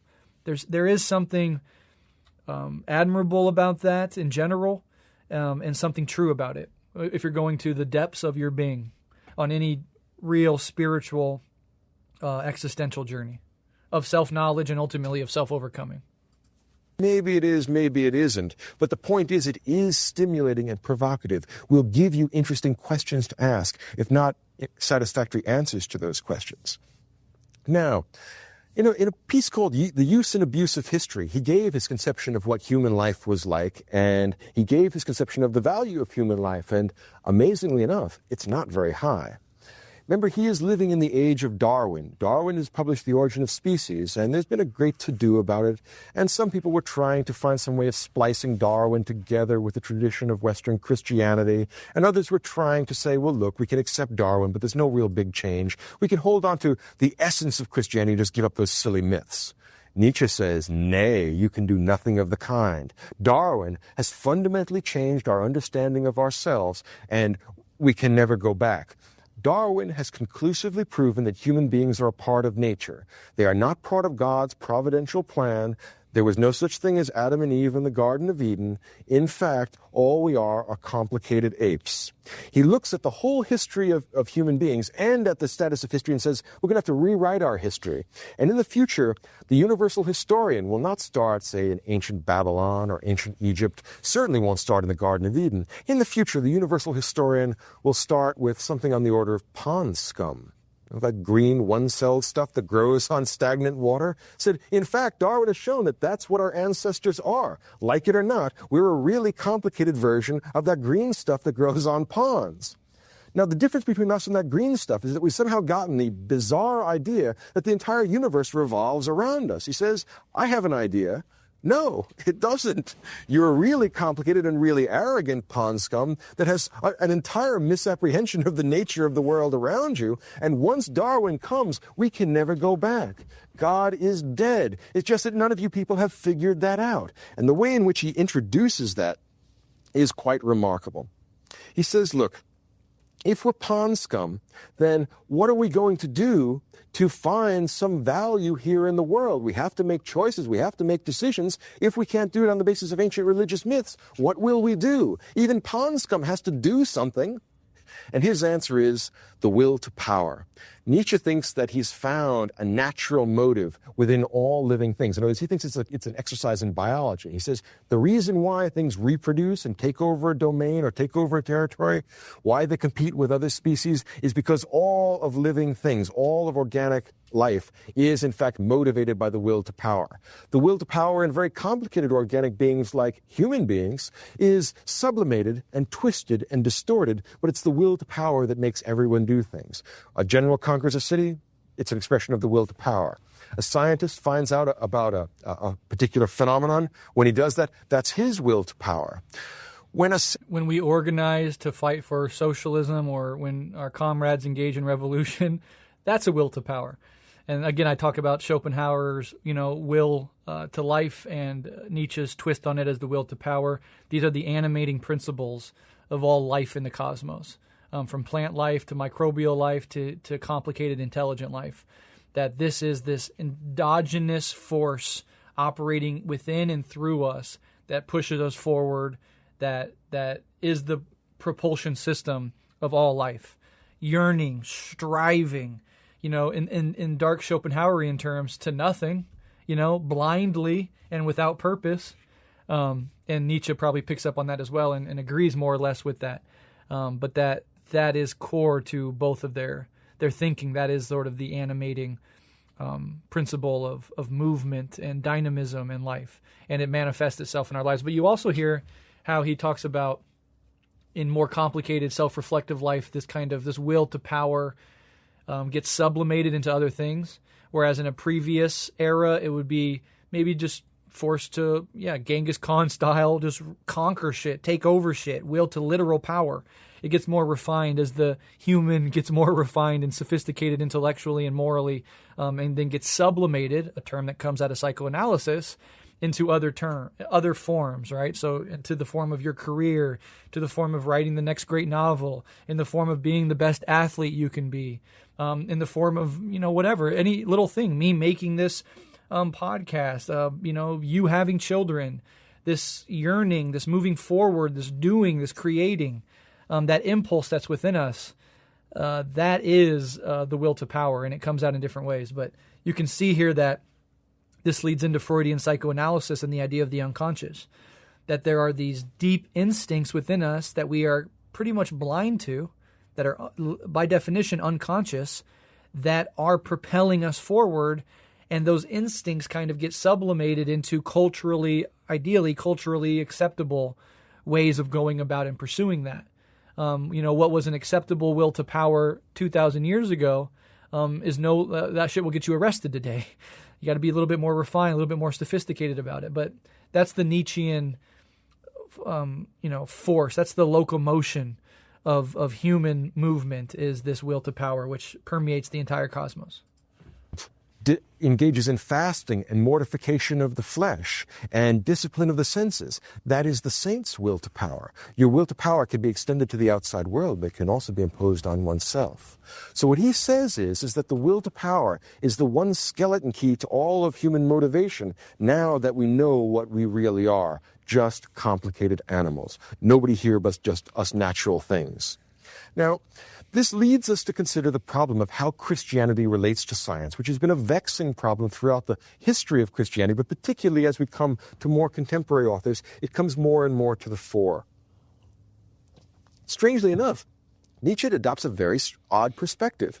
What he says is that rather than an antagonism between Christianity and science, he says that antagonism is actually quite late. In fact, modern natural science is the intellectual product of Christianity. And that's a remarkable idea. He says that if you look to the roots of modern natural science, you will find that they are contained within biblical religion. Think about the idea, for example, in Genesis chapter 26, verse 28, when human beings are given dominion over the birds and the beasts and the fishes. God told us that we're supposed to push nature around and it's supposed to serve our ends. That is not intuitive and that is not obvious to every religious tradition. Try explaining to a Buddhist why you want to dominate nature. And they'll just look at you and say, well, why would you want to do that to nature? We want to harmonize ourselves with nature. That strikes us as being sensible. It is not intrinsic to human beings that they should want to push nature around. That is one of the legacies of biblical religion. When we have been given dominion over the heaven and the earth, we have been given a particular intellectual legacy. It takes many centuries to play it out. Many centuries to play it out. It's like putting a toddler in the fucking driver's seat of a Mack truck. And so we've been given dominion over nature, and look what we've done.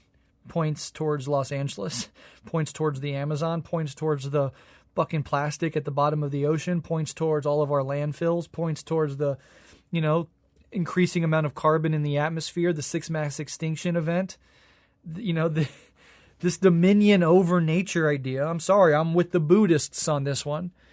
It is a aspect of the things that Western culture has done. This mindset that we are fundamentally separate from nature. We have dominion over it, and we are here to subordinate it to our wishes and will. That mindset is certainly behind certain things that we take for granted today, and that we would probably not want to live without. But it is also at the core of the profoundly destructive relationship we have with the natural world. And I think part of the bringing in, this is part of a broader civilizational process, and perhaps of globalization, not neoliberal globalization, but globalization in its civilizational sense, that we are coming closer and closer with one another, that there is now, at this crucial period of human history in the West, an increasing interest in the philosophies, spiritualities of the East, right? Which take a diametrically different approach to the natural world. But this is also found within dialectical thinking within the Western tradition and the Eastern tradition.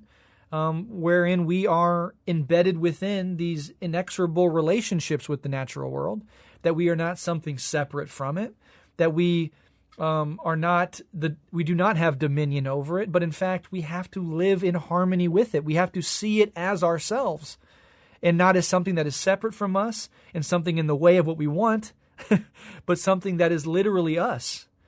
And that shift in perspective is a spiritual and existential shift, which needs to happen to more and more people if we're going to grow out of this adolescent phase before it's too fucking late, civilizationally. That we have to take responsibility for the natural world, to love the natural world, and the only way you can truly love it, to truly take responsibility for it, is to not feel yourself separate from it. And not just intellectually. You know, all of us can sit here and be like, okay, I understand that I came from the earth and that the earth is a part of me and that, you know, what happens to the water and the air and the land impacts me and my family. Even deeper than that, viscerally, in your bones, in your heart, to feel yourself deeply and profoundly connected with nature, to not be separate from it. That ultimately this culminates in the spiritual process of what we would call enlightenment or non-duality, or the collapse between subject and object dualism, wherein you literally see yourself as expanded beyond your skin, not in an egomaniacal way, in a no-self way. You know, whether you know, this is the sort of irony of mysticism and of these spiritual paths. No self and big self, the same thing, right? In certain religious traditions, you're trying to transcend your small self to identify with the big self, to become one with God, or the Atman, right? Or in Buddhism, you're trying to see through the lack of substantiality within the self. But both paths lead to the same thing, which is to no longer see yourself as separate from the other person, the other thing, the other place. When you look up in the sky in the cosmos, you no longer feel I'm an insignificant little ant peering out of these two windows in my head, looking out at a cosmos that is not me. That makes me feel scared. That makes me feel small. That makes me feel insignificant. But the enlightened person looks out at the cosmos and sees themselves, which is to feel love, right? When you see yourself in the other, Jesus said, love your neighbor as yourself. That feels impossible. How could I love my fucking neighbor as much as I love myself? And even people who hate themselves, that's an inverted form of loving yourself because you're obsessed with yourself.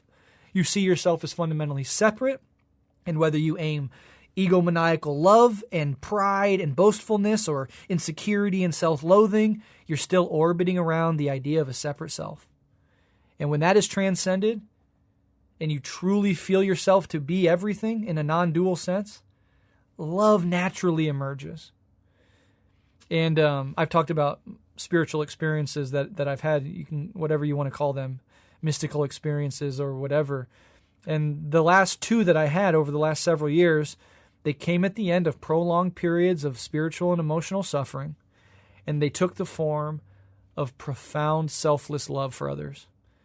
The one that happened a couple years ago at this point, I've told the story in many places many times. I'll be quick. Just after months and months of a deep suffering, of emotional, mental, spiritual, existential suffering, I was driving in a parking lot out front of a Target store at night to go do some errands or something, and everything broke open. My whole heart broke open. And I looked at every stranger walking in front of my car, because when you're pulling in front of a store, there's the parking lot, there's a little area where cars drive through, and then there's the store. So when people are walking with their groceries out of the store, you wait in your car till they pass. And I saw people, going in different directions from the parking lot or from the store. And I wept out of joy and love for these beings. And I love them, I said, as much as my children. I loved them like they were my own children, total strangers. And what I felt in that moment, if I can even put it into words, which is already a bastardization of the experience, it felt that so much love was flowing through me, there was no room for me. It wasn't that I was standing here looking at them, loving them. It was that I was obliterated, and all there was love. There was no separation. And that profound spiritual experience. And it only lasted for a handful of moments. But for me, it pulled back the veil. And it showed me what is possible. That if we human beings loved one another, and we loved the earth and all sentient beings on it, like I loved every sentient being in that moment, without an orientation to a me that is trying to get something out of it, or that has a possession over a feeling or anything like that. That spoke to me as like, this is what's possible. Humanity as a whole can move in this direction. And my God, would that be the end of war, of exploitation, of genocide, of racism? All those things would be seen for precisely how fucking stupid and myopic they are. And if I could just pull back the veil from everyone's eyes for 5 minutes, the world would be radically transformed coming out of that. So that is what it means to really love something else as yourself. To be it, to see yourself as it, to no longer know where you start and they begin, where you stop and they start. And looking out at the natural world, having that feeling, we literally are the earth become conscious. We literally are the earth become conscious. The earth becomes conscious through us. The earth is a living being, and we are its conscious nodes. We are the vehicles through which it expresses its consciousness, because how could it be any different? How could you be separate from the earth you came from? That's like saying the apple can be separated from the apple tree. You bubbled up out of this fucking thing we call earth. It's alive. You're it. So somebody's like, well, no, the earth's not alive. The earth is, the earth is a dead rock, and yeah, there's life on it. Okay, well, that's telling me that you still live in this world of separation. And I do too, 99.9% of the time. I mean, this is the default mode network of the human fucking existence, and always has been. But there's a prospect, the possibility of us growing out of that egocentrism, which isn't that so much at the core of our civilizational problems? This egocentrism, that I am separate from everyone else. I need to get what's mine. And to get what's mine, well, shit, I could exploit other people. I could hurt other people. I could subordinate other people. Because I'm trying to get what's mine for me and mine. I mean, that's the worm at the apple of human consciousness, the egocentrism. So it is precisely in transcending that individually, or as far as we can down that road, that we contribute our lives to that unfolding at the civilizational and species level, which so clearly has to, if we're going to live on this fucking planet in a sustainable way. We cannot take the same mentality that we've had for millennia that got us here, the same egocentrism, the same desire, power, me, money, give me. We can't take the mentality that produced slave societies and feudal monarchies and capitalism, imperialism, take that same mentality and create a happy, sustainable world for everybody. It's literally impossible. So we're bumping up against planetary and natural limits, and that is precisely how nature is telling us we have to grow. That is precisely how nature is telling us we have to grow the fuck up, or this shit is coming to an end. Because if we never bumped up against any limits, what would be the impetus for change? If in your personal life you never had hardship, the way that you were doing things for a while, if that continued to work forever, if you were always comfortable, what impetus would there be for change? It's precisely when life puts a brick wall in front of you and you slam into it, spiritually, emotionally, existentially, physically, that you have to think about taking a new approach, that you are forced to grow through pain. And that's the service that suffering and pain gives to us. That's the gift of suffering and pain. When it's navigated correctly, it forces you to grow. And so if that's true on the individual level, it's also true on the collective species level. And I think that's what's being demanded of us by nature. And yes, you can go back to the Bible and say in the Bible it said we have dominion and that creates an intellectual legacy. But that idea is already there in the people that wrote the Bible. right? So by definition, it predates the Bible because the person who wrote that into the Bible already had that mentality. And that mentality is an egocentric mentality, which humans have had and evolved with for millennia. And that's reaching its limits. And the emptiness you feel with consumer capitalism, the yearning for something sacred, the meaninglessness of contemporary life, those are all brick walls saying, okay, you've exhausted this. What's next? Time to grow. So then that poses a question for Nietzsche. What's beyond atheism? What's beyond the nihilism that the death of God creates? What's beyond the vulgar ontological materialism of science? Is this the pinnacle? Well, we already said earlier that evolution never stops. So just like the people who say, hey, capitalism and liberal democracy, this is the end of history. We've gotten here. This is the pinnacle of species achievement. All of us sit back and mock that idea. All of human history is evolving from one mode of production to another. And you're sitting here telling me the one that you were born into, that's the final one. We figured it out, guys. Laughable. Well, wouldn't that also be the case for atheism? And a crude scientism, and a crude scientific materialism? Could there not be something beyond atheism? We had to go through animism, and then like mythological, you think of like ancient Greek and Roman gods, right? And then you go into Christianity, a development from that is much more based around love, and these high ideals of brotherhood and equality now come in through, in part, Christianity. But then we develop industrial revolution, and we develop scientific method, and there's the Enlightenment. Okay, now we're living in a world that feels a lot like there's no God. Well, there certainly isn't, of the type that we thought before. Just like Zeus and Hermes and fucking Apollo are definitely not true, you know? Those are ways that humans oriented themselves for a time, and then they evolved past it.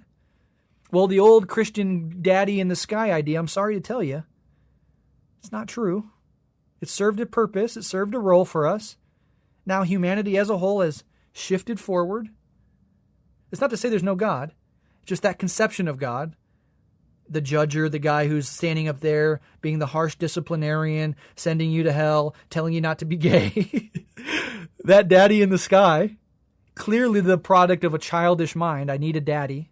Even as an adult, I need a father figure up there telling me what to do and keeping me in check and spanking my ass when I get out of line. So it served a role.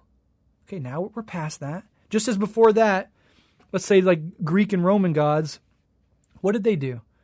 Well, they were stand-ins for an attempt to understand the natural world. Human emotions like jealousy, rage, wrath, but also natural forces like the ocean, civilizational forces like war, right? Ares, the god of war, Poseidon, the god of the sea, Zeus. These are anthropomorphizing natural and emotional forces that we couldn't fully grapple with, comprehend, wrestle with at the time. So we put these stand-ins, we anthropocize them and turn them into these gods that dictate over us, right? Jealousy and the storms and the tsunami that just hit this thing, you know, we must have pissed off Poseidon. And then we move into Christianity. That plays itself out. Then we've moved into the era that we live in now.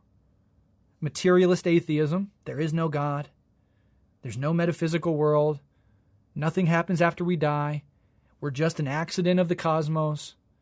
We're just pond scum that became conscious. We're just fucking monkeys. You know, there's nothing more to any of this. Okay, so then you're saying it ends there. No. That's the narcissism of your own time. The person who's like a capitalist atheist, right? A rational guy. He's a product of his motherfucking time. And because he's a product of his time, he thinks that his time is the pinnacle. We figured it out. There's no damn God. There's nothing sacred. It's all just mud and dirt and blood. We live meaningless lives. Might as well get money. Money. Make this life as comfortable as I can before I'm erased off the face of this earth. Okay. Nothing comes after that? That's the pinnacle? Don't fucking be silly. We're dialecticians. We're evolutionists. We understand the phenomena of the world as processes. Those processes have never ended in the past. They've never reached an end goal and just stayed there. Any process. So what makes you think the one you're clinging to is going to be the final one? Even Marxism, because it's dialectical, allows for its own transcendence. Right? The workers of the world unite to overcome classes themselves. And then we're in a new terrain. Marxism can't really touch on it. We can speculate, but that's beyond the fog of our ability to see. But within Marxism, there is built in the idea that it is a process for a period of time that once completed is no longer needed. In Buddhism, they say Buddhism is a raft you use to get across the river to enlightenment. Once you're there, there's no need for Buddhism. So both of these traditions, deeply dialectical process philosophies, built within themselves their own transcendence because they understand the evolutionary and process-oriented nature of reality and all phenomena within it. So I went through my Christian phase. I converted to Christianity at 13. I was a very annoying kid. I lived in a secular, religious family. There's no religion was brought up. Nobody said anything about anything, one way or the other. I converted to Christianity at 13. I lost my faith by 17. Then I went into my new atheist phase, 17 to 22, whatever, 23. You guys are so stupid. Fucking religion is dumb. Like, come on, don't you understand? This is all stupid. We're just fucking dumb monkeys and we're all going to die and nothing matters. And then as my spiritual practices and my life experience continue, it gets more sophisticated. It gets more nuanced. I transcend even atheism. Agnosticism for now. Epistemological humility. Open to the sacred. Realizing the need for the sacred. Opening to the spiritual journey beyond or organized religion. So even in our individual lives, we chart out the path that humans have already traced. When you're young, you're superstitious, right? You believe in magic. You believe in ghosts and things under your bed and things that go bump in the night. Just like our ancestors a long, long time ago did in the jungles. You know, everything's magical. Everything has a spirit. Everything's animated.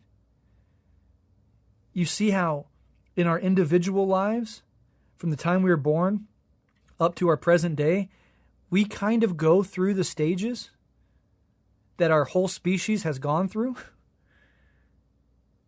So within each of us is the whole history of our species, and it manifests itself through us. And then we reach the limits if you go far enough.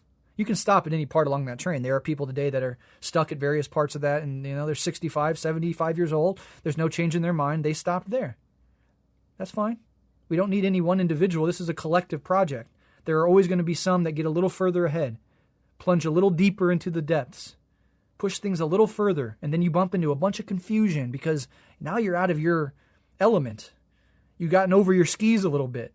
Your species isn't quite there, so you have no reference points. And that's disorienting, and that's kind of scary. But it's part of this evolutionary process. Wow, I talked for a long time. I hope you got something out of that.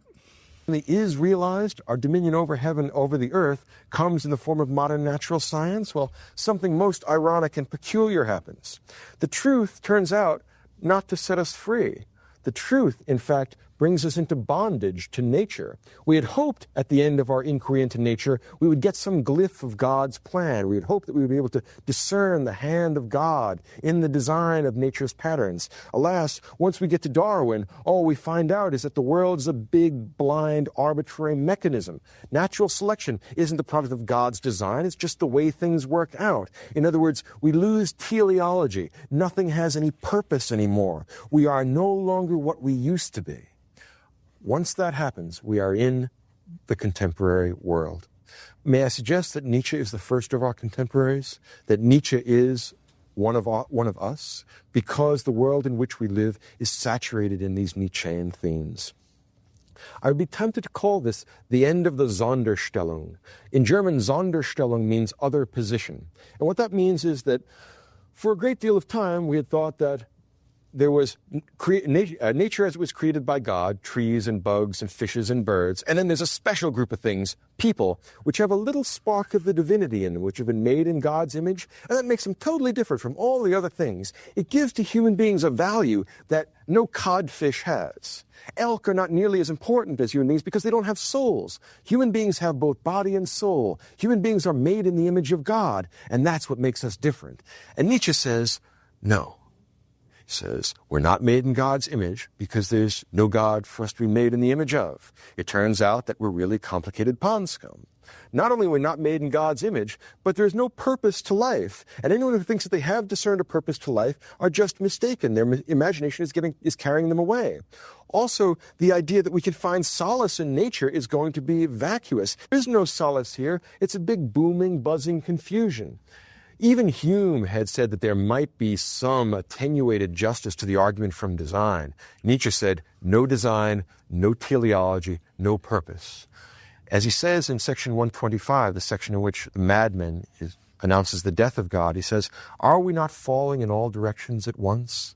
Have we not lost our orientation? Who is it that made us capable of wiping away the horizon?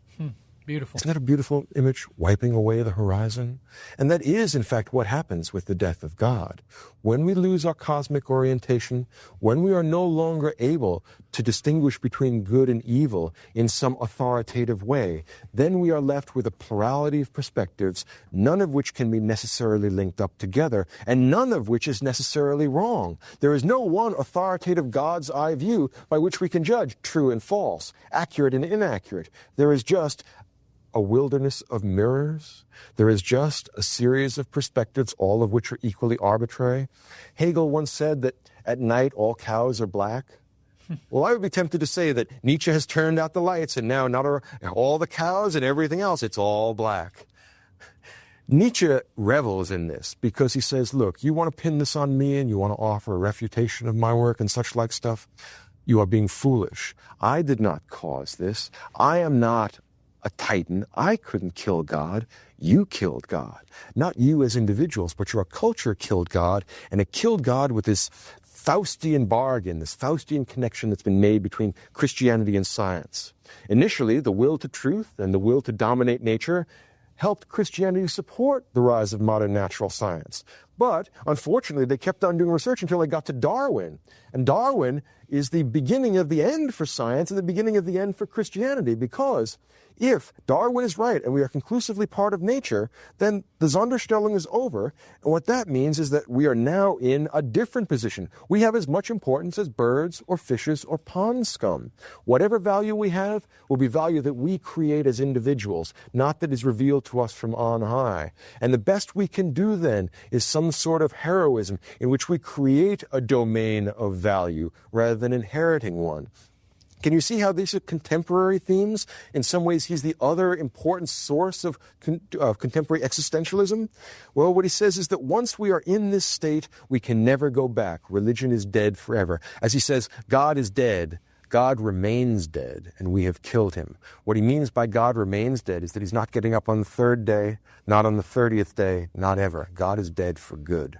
And now we're stuck here. So do not blame Nietzsche for this set of circumstances. He says, look, we did this because Christianity was a snake that ate its own tail. It generated science, and science bit into Christianity. But once science eliminated Christianity, it also eliminated the will to truth and this dominion over nature that had been generating the force and the impetus of science. And now science is starting to undermine itself. Science eliminates religion, but it also eliminates metaphysics. And in the process of eliminating metaphysics, Nietzsche believes that we have eliminated truth.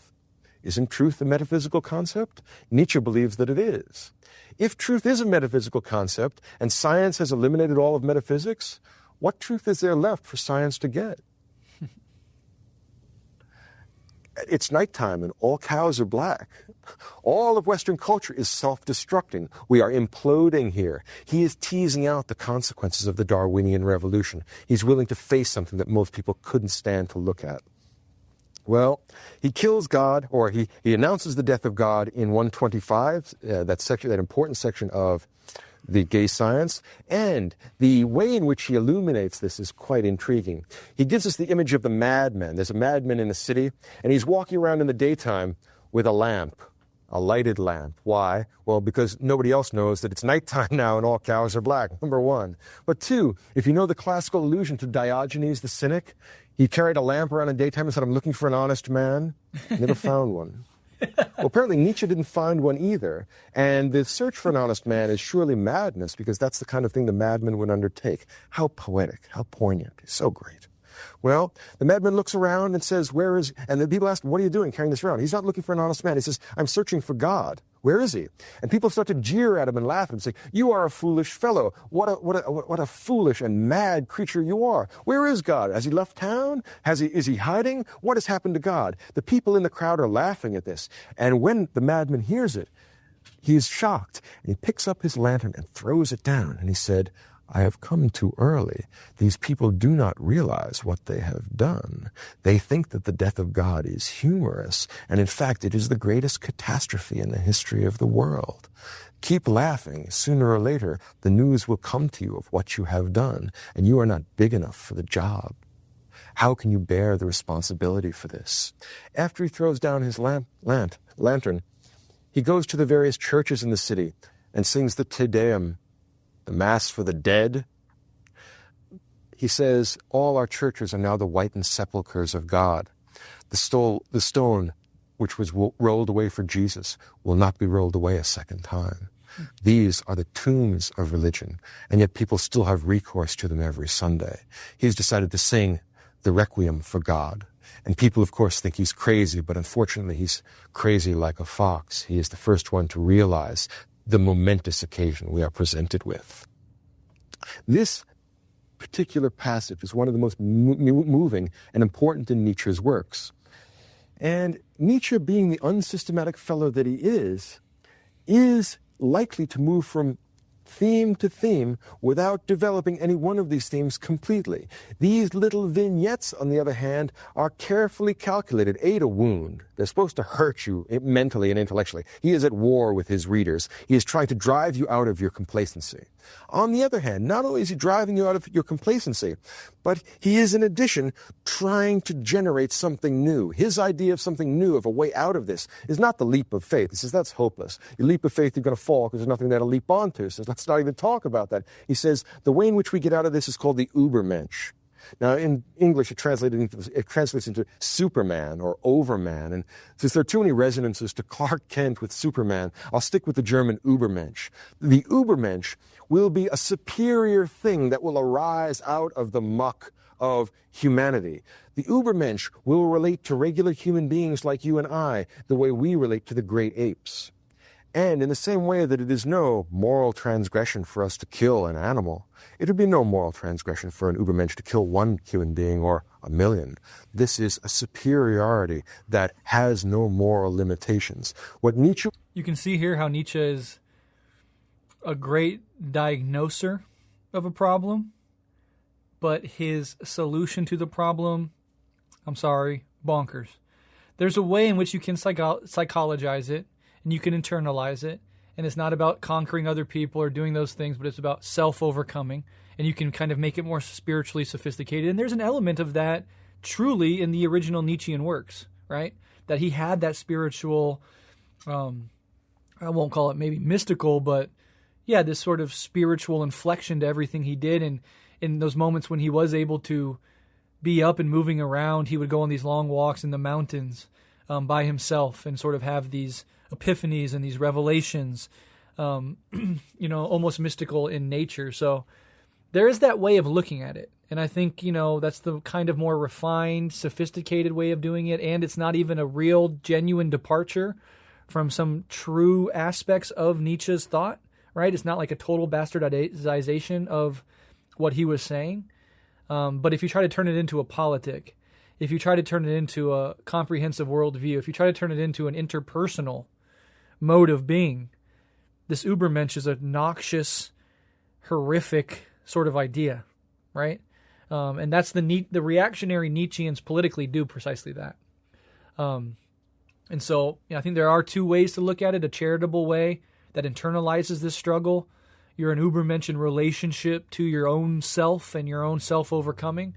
But there's a social and political way of interpreting this, which is more literal, which is, literally a great man can fucking commit genocide because he's just killing cattle.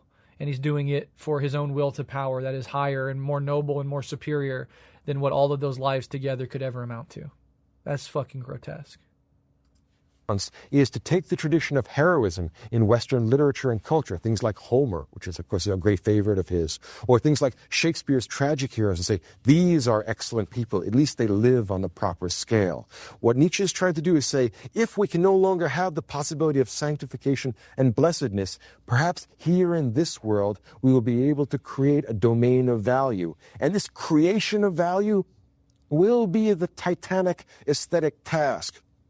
Writing poems, by comparison, is light work in creation compared to creating the tablets of good and evil that will sustain a culture for 20 or 30 or 50 centuries. That's the kind of ambition that Nietzsche has, and that's why this easily crosses the line into megalomania.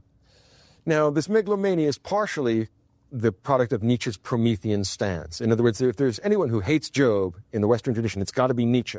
Nietzsche is the inverse of Job. He's the new Prometheus. He shakes his fist at God and saying, if you were alive, I'd beat you up. But as you're dead, I'm just going to tell everybody about it. He is not willing to serve. He is a satanic... For what it's worth, I think I could beat Nietzsche up. For what it's worth. Miltonic figure, and he is saying, not only will I not serve, but I will create and help generate the Ubermensch down here, and he will be at least an improvement on the inferior and incompetent people that we have now. There, in that case, there might be some point to human life. We might get some teleology there. Well, this end of metaphysics, this rise of the Ubermensch, is very, very intimidating and also very, very moving. You can't help but be impressed and repelled at the same time with Nietzsche's work. And in addition to criticizing religion and philosophy and offering a program for the future, he also hates virtually everything in the culture around him, as you might expect.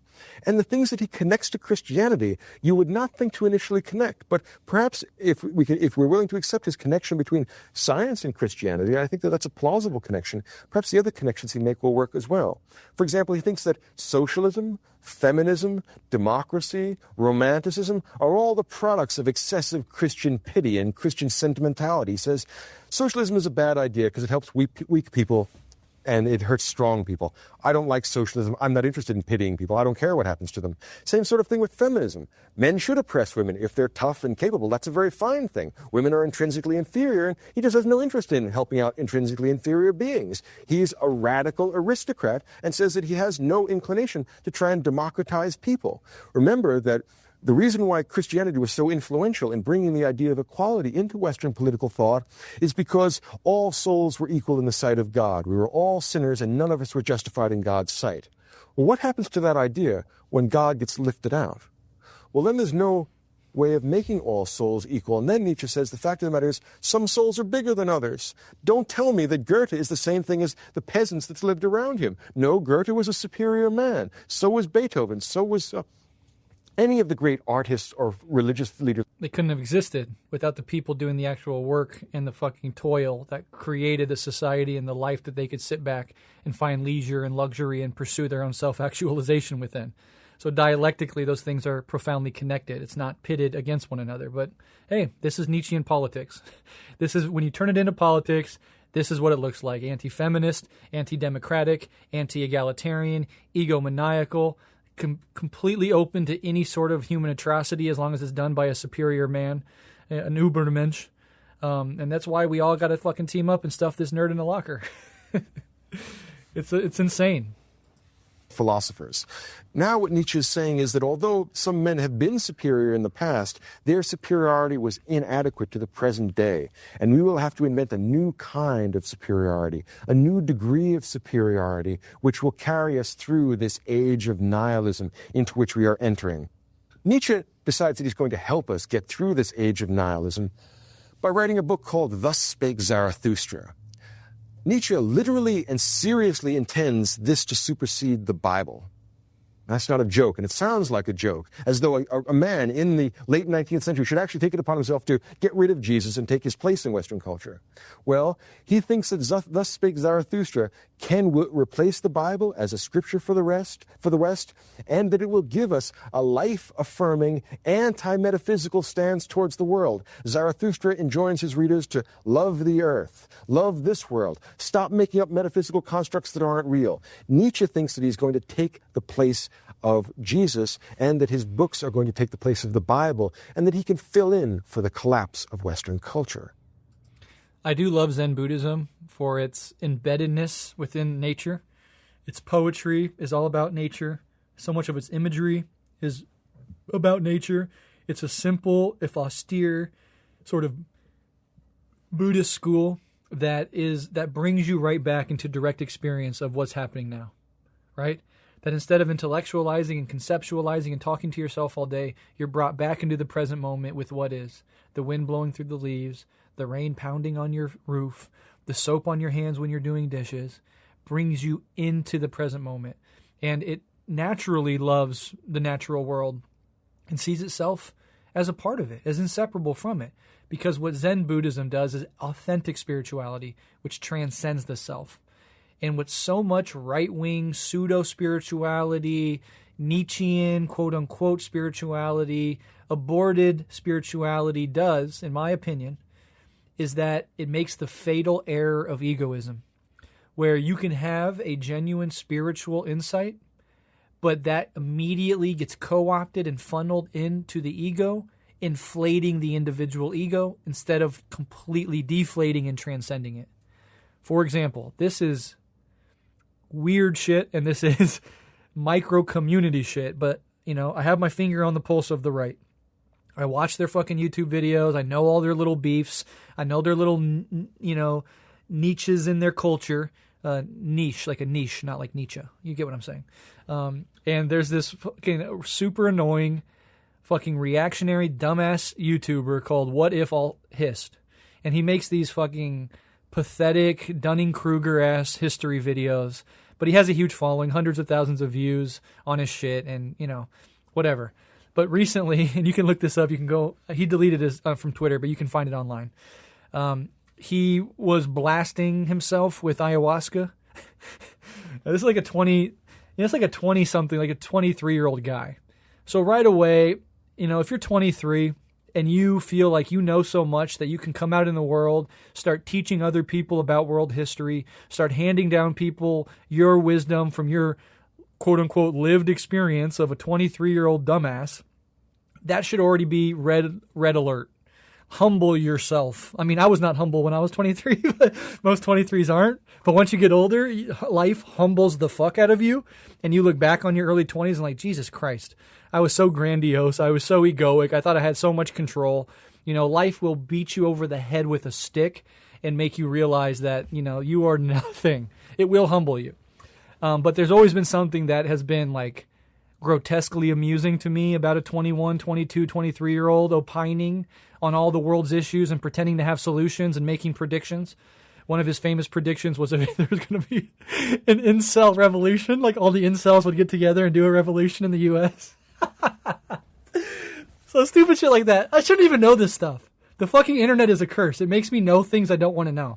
Anyways, he took a bunch of ayahuasca, and, when you take that level, when you take deep psychedelics, you're going to have, I don't know if you want to call it spiritual. I'll just use that term broadly with, caveats implicit. Spiritual, mystical, existential experiences. You can, right? The crescendo of that is what people call ego death, and that can happen. But anyways, this dude does ayahuasca, I guess more than once, comes back and does this 10-hour fucking video on YouTube in 3 parts or whatever about his whole life. He's like, I'm not going to write a memoir.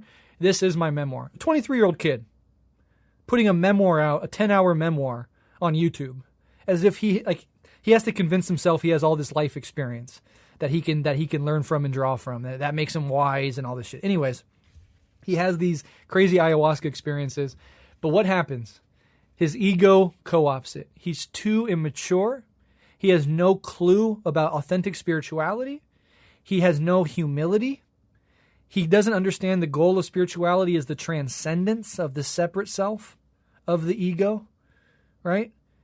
And so those psychedelic, existential, and perhaps spiritual experiences immediately and voraciously get co-opted into megalomania.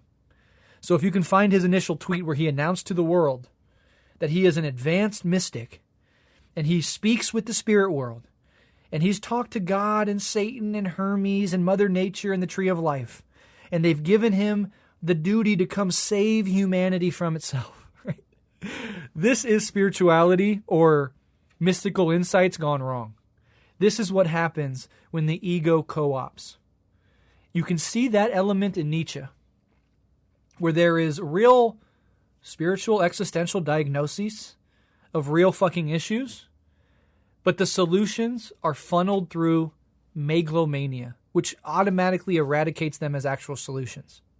The idea that we're going to have a bunch of Ubermensch running around, conquering, slaughtering, raping, and pillaging, and because they've transcended beyond good and evil, and they've gotten past the nihilism that happened in the wake of the death of God, is infantile. It's absurd. But it shows a mind incapable of transcending self. And so whatever insights and intelligence that he might have gets funneled and thus distorted through the prism of egoism. And the what if alt-hist guy, that nerd, he, a reactionary nerd, he did the very same thing. And so people are saying like this is a psychotic break, he has schizophrenia, and he very well might have an underlying condition exaggerated or exacerbated, aggravated by psychedelics. These, big dose psychedelics, especially ones as powerful as ayahuasca, are not to be tinkered with lightly. Right? They're not just for any normie fucking person with no clue what they're doing to go and get their brains blown the fuck out. There's real risks and danger involved. Just like there's real risks and danger if all of a sudden I were to take you and put you in a 3-week intensive meditation retreat. It would break your fucking brain. Let's start with 10 minutes. Follow your breath. Let's ease into this shit. Same with psychedelic use. First time you do fucking psychedelics, you don't want it to be way too much ayahuasca or 10 grams of mushrooms. You're going to you're running the risk of genuinely hurting yourself. And so I just thought it was an interesting recent example, because it was all over Twitter and shit and people making YouTube videos in reaction to it, of exactly what happens when you have psychedelic, spiritual, existential, or mystical experiences that are immediately and profoundly co-opted by the ego. That all authentic spiritual insight and spiritual practice is precisely about the ultimate transcendence of duality, the transcendence of the egoic separate self, and loving, wise, compassionate union with the whole. And at any point along that process, it can go off the rails. And the ego is a master at co-opting. Kind of like the Democrats are a master of co-opting left-wing energy. The ego is a master of co-opting spiritual, metaphysical, or not metaphysical, mystical, existential insight. And I think you can see it here, and you can see it in these reactionaries, and so much of right-wing spirituality is that abortion, if you will, of the actual authentic spirituality, and a co-option and a distortion of it by ego. Which, if you have ego, that's when conquering and some people are superior to others and they have every right to use and abuse you and dominate you. And there's all these weak people and women are inferior and fuck them and we're not equal, fuck you. Yeah, that's pure childish ego. Clearly, megalomania is going as far as it can possibly go here. Now, it is worth noting that what we have here are certain resonances of the megalomania that you may see when you read German philosophy when you get to Hegel. Hegel thought that he had a sort of omniscient kind of skeleton key to all philosophical problems. Nietzsche thinks that he's just abolished all philosophical problems, but the effect is very much the same. He understands something that the rest of us puny intellectual dwarves are not quite capable of absorbing. And I'd be tempted to say that what Nietzsche forces us towards is the domain of art, religion, and philosophy, because those are the greatest human achievements. But religion is over. I mean, we can't believe in that anymore. And the important part of philosophy that was religious, the metaphysics, that's over as well. So there's a tiny fragment of philosophy left, but it wasn't what philosophy used to be. And then what still is puissant and serious and worthwhile, art. So art now emerges as the domain, if not of transcendence, but of salvation, secular, this worldly salvation. And Stephen Dedalus is going to take this path to salvation. Nietzsche is certainly the greatest and most important of the theological thinkers of the last 100 years. When he abolishes religion and truncates philosophy, art, and thus the artist, achieves consummate importance. Now, it is funny for someone with such great emphasis on aesthetics, and for someone who's arguably the greatest prose poet in the German language, that Nietzsche, and it's somehow ironic, maybe God is standing in the wings laughing at Nietzsche, forcing him to do these things, but Nietzsche has absolutely no capacity to criticize his own poetry. At the beginning and at the end, there's an appendix and an introduction in The Gay Science. It's a prelude in rhymes and an appendix in songs. And it is absolutely the worst doggerel ever written in the German language. It is so hilariously bad that it is hard to understand how Nietzsche could possibly allow this to be the introduction to what is arguably the greatest prose poetry in German, perhaps even in any language. The problem here is that although he was capable of philosophizing about aesthetics, it is one thing to be able to construct an aesthetic theory and another thing to be able to make aesthetic writings. And it turns out that Nietzsche is incapable of doing that. I've heard arguments to the effect that Friedrich Nietzsche is best understood as being an intellectual dandy. He is no more a dandy than I am. He has no capacity to write German poetry, and one gets the sense of a sort of frustrated invalid trying to act heroic more than a truly heroic individual. In fact, he's a hero of the soul or of the spirit, not a hero in his actual career in life. He died as an invalid. He died of syphilis, actually, and he died insane in a sanitarium. Now, I'll have to leave out some of the things that I'd hoped to get to in The Gay Science because we're coming to the end, but I do want to finish with Nietzsche's autobiography. I must confess that I'm an aficionado of autobiography. It's one of the most interesting genres of literature. And very honestly, me too. I actually haven't heard this part. I only watched like the first 20 minutes of this lecture before I came in here and started opining on it. But absolutely, I fucking love biographies in particular. Intellectual biographies, because I love understanding a thinker or an artist or a philosopher or a scientist or an activist, a revolutionary, and in the context of their human life. You know, it's one thing to like read about Nietzsche, read about Marx or any other person that, you know, from history that has contributed something, but to read their actual work, like, you know, reading Capital or reading The Gay Science, it's a whole other thing to read an intellectual biography in which their intellectual developments and contributions are understood and explained to you, right?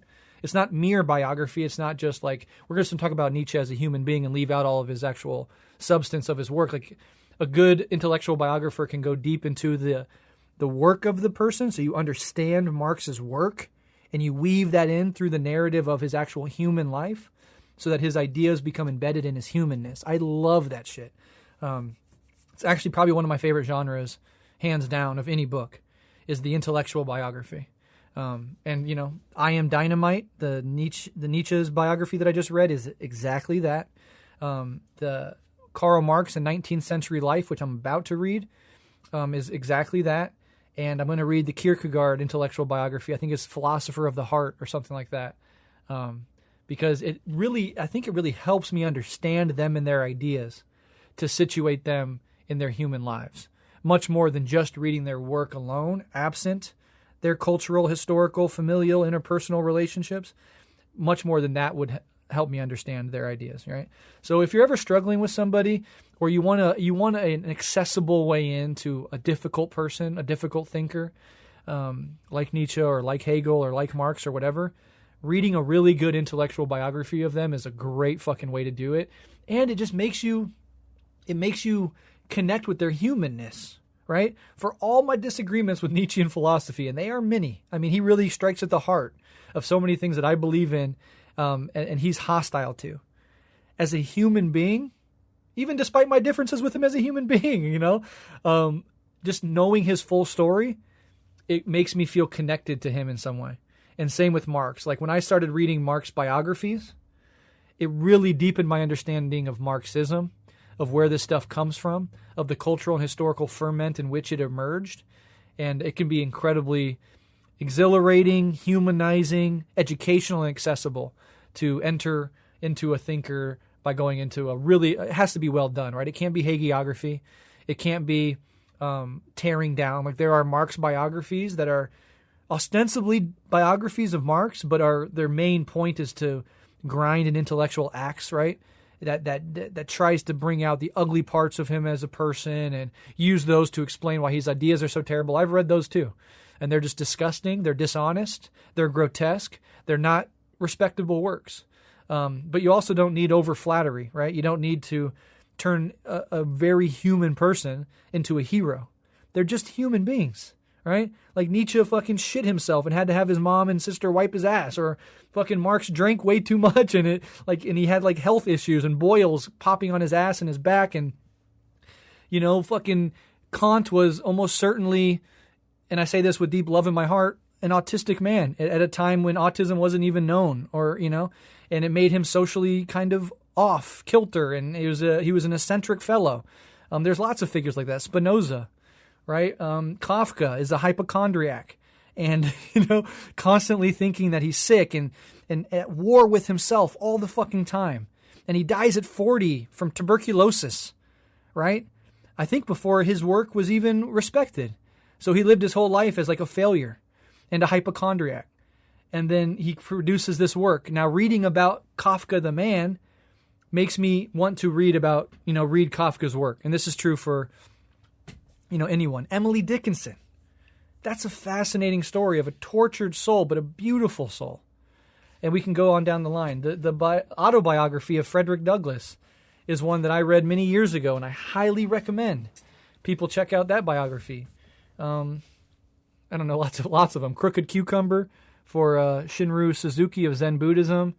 Ram Dass's biography that came out the last few years is fascinating and gives a huge overview of fucking American culture from the 30s, 40s, 50s, 60s, 70s, and 80s that I find fascinating, along with the wisdom of Ram Dass and his experiences in India and all that stuff. So, I fucking love biography. And I didn't know he said that because I didn't watch this whole video yet, but sorry, I kind of went off on a little tangent there, but highly recommend. Hard to think about this as a whole, but one last thing, I just read a biography. I think it's called like Lincoln's Melancholy. It was about Abraham Lincoln.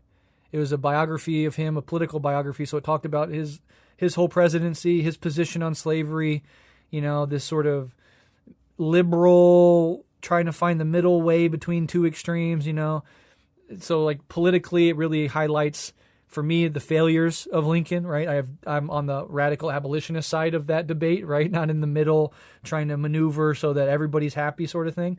But it focused on his lifelong clinical depression.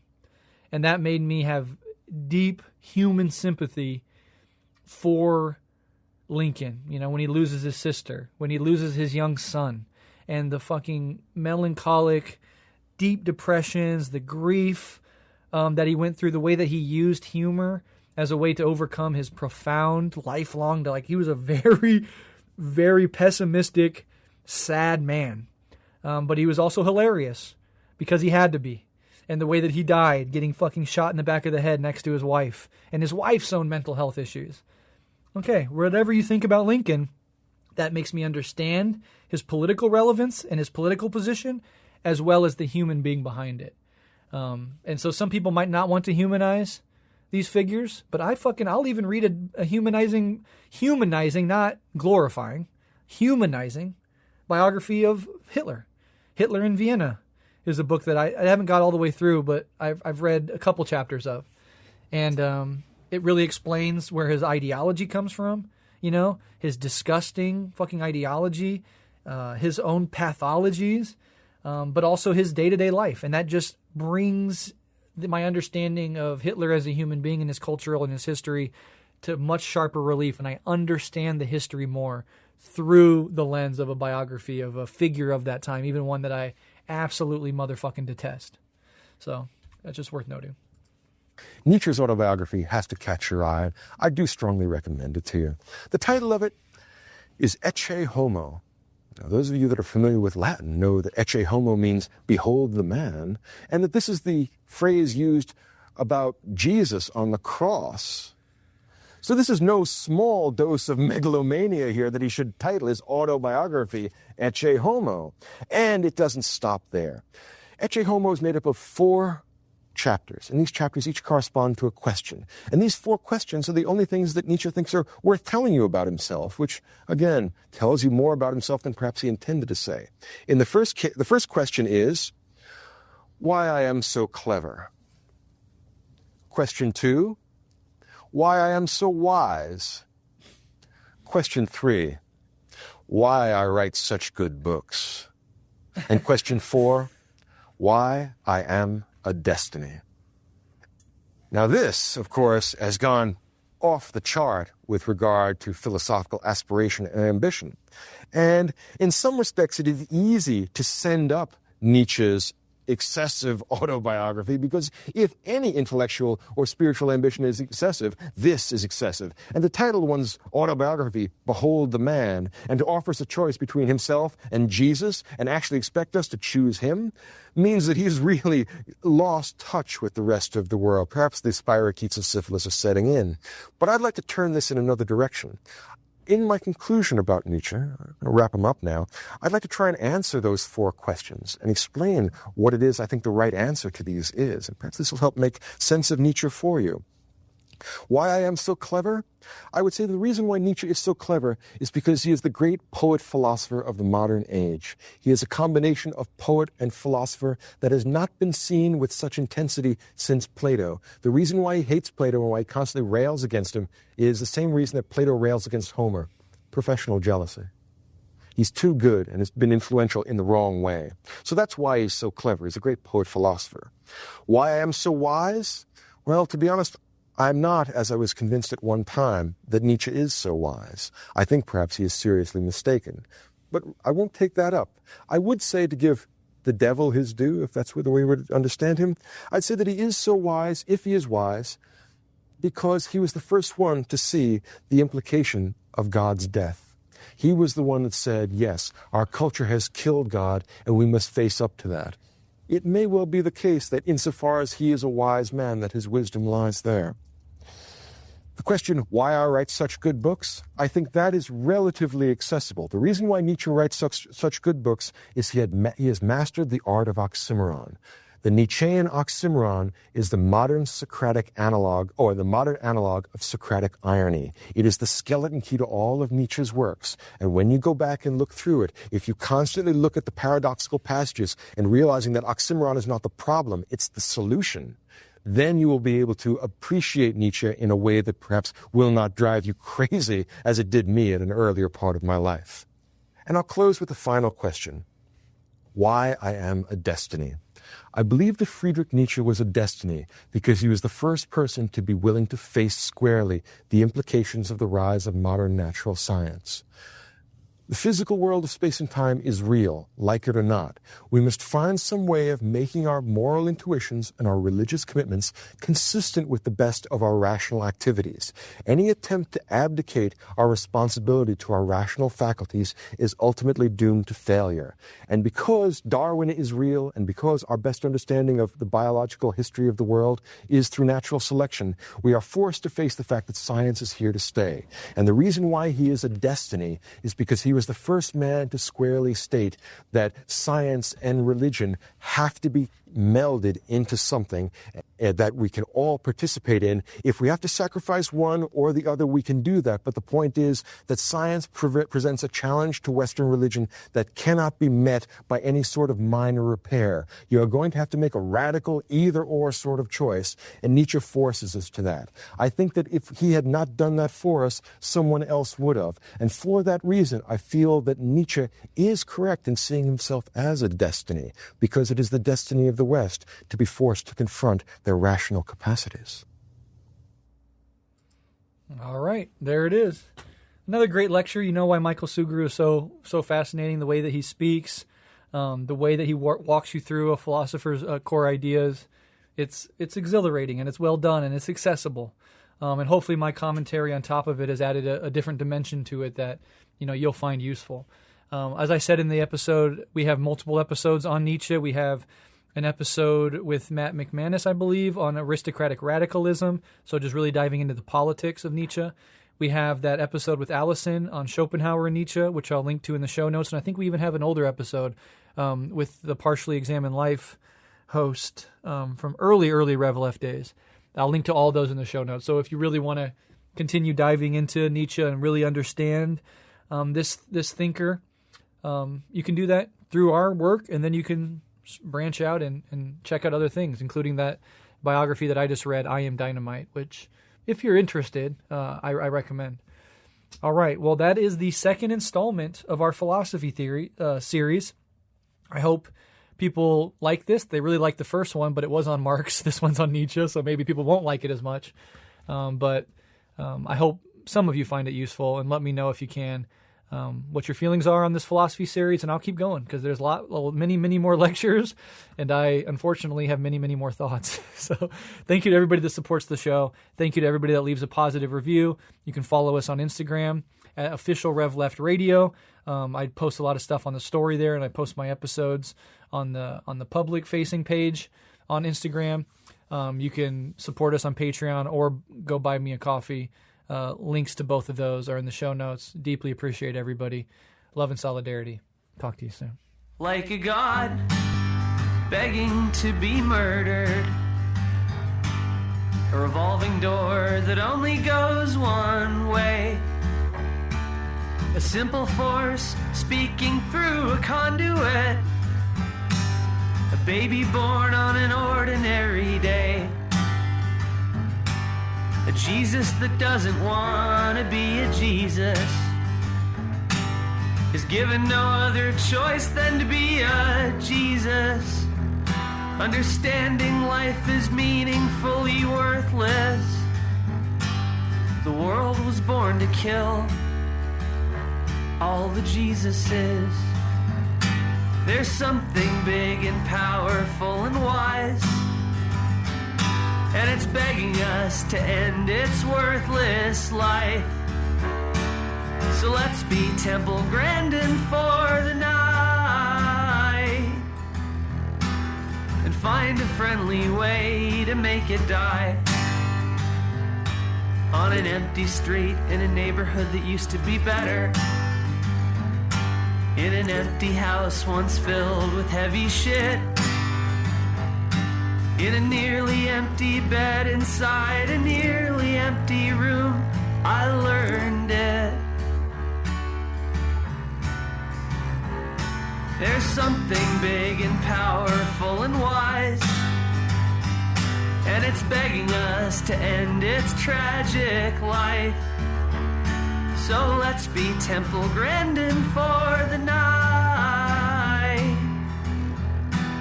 A hug without a human is alright. We'll find a friendly way to make it die. A hug without a human is alright.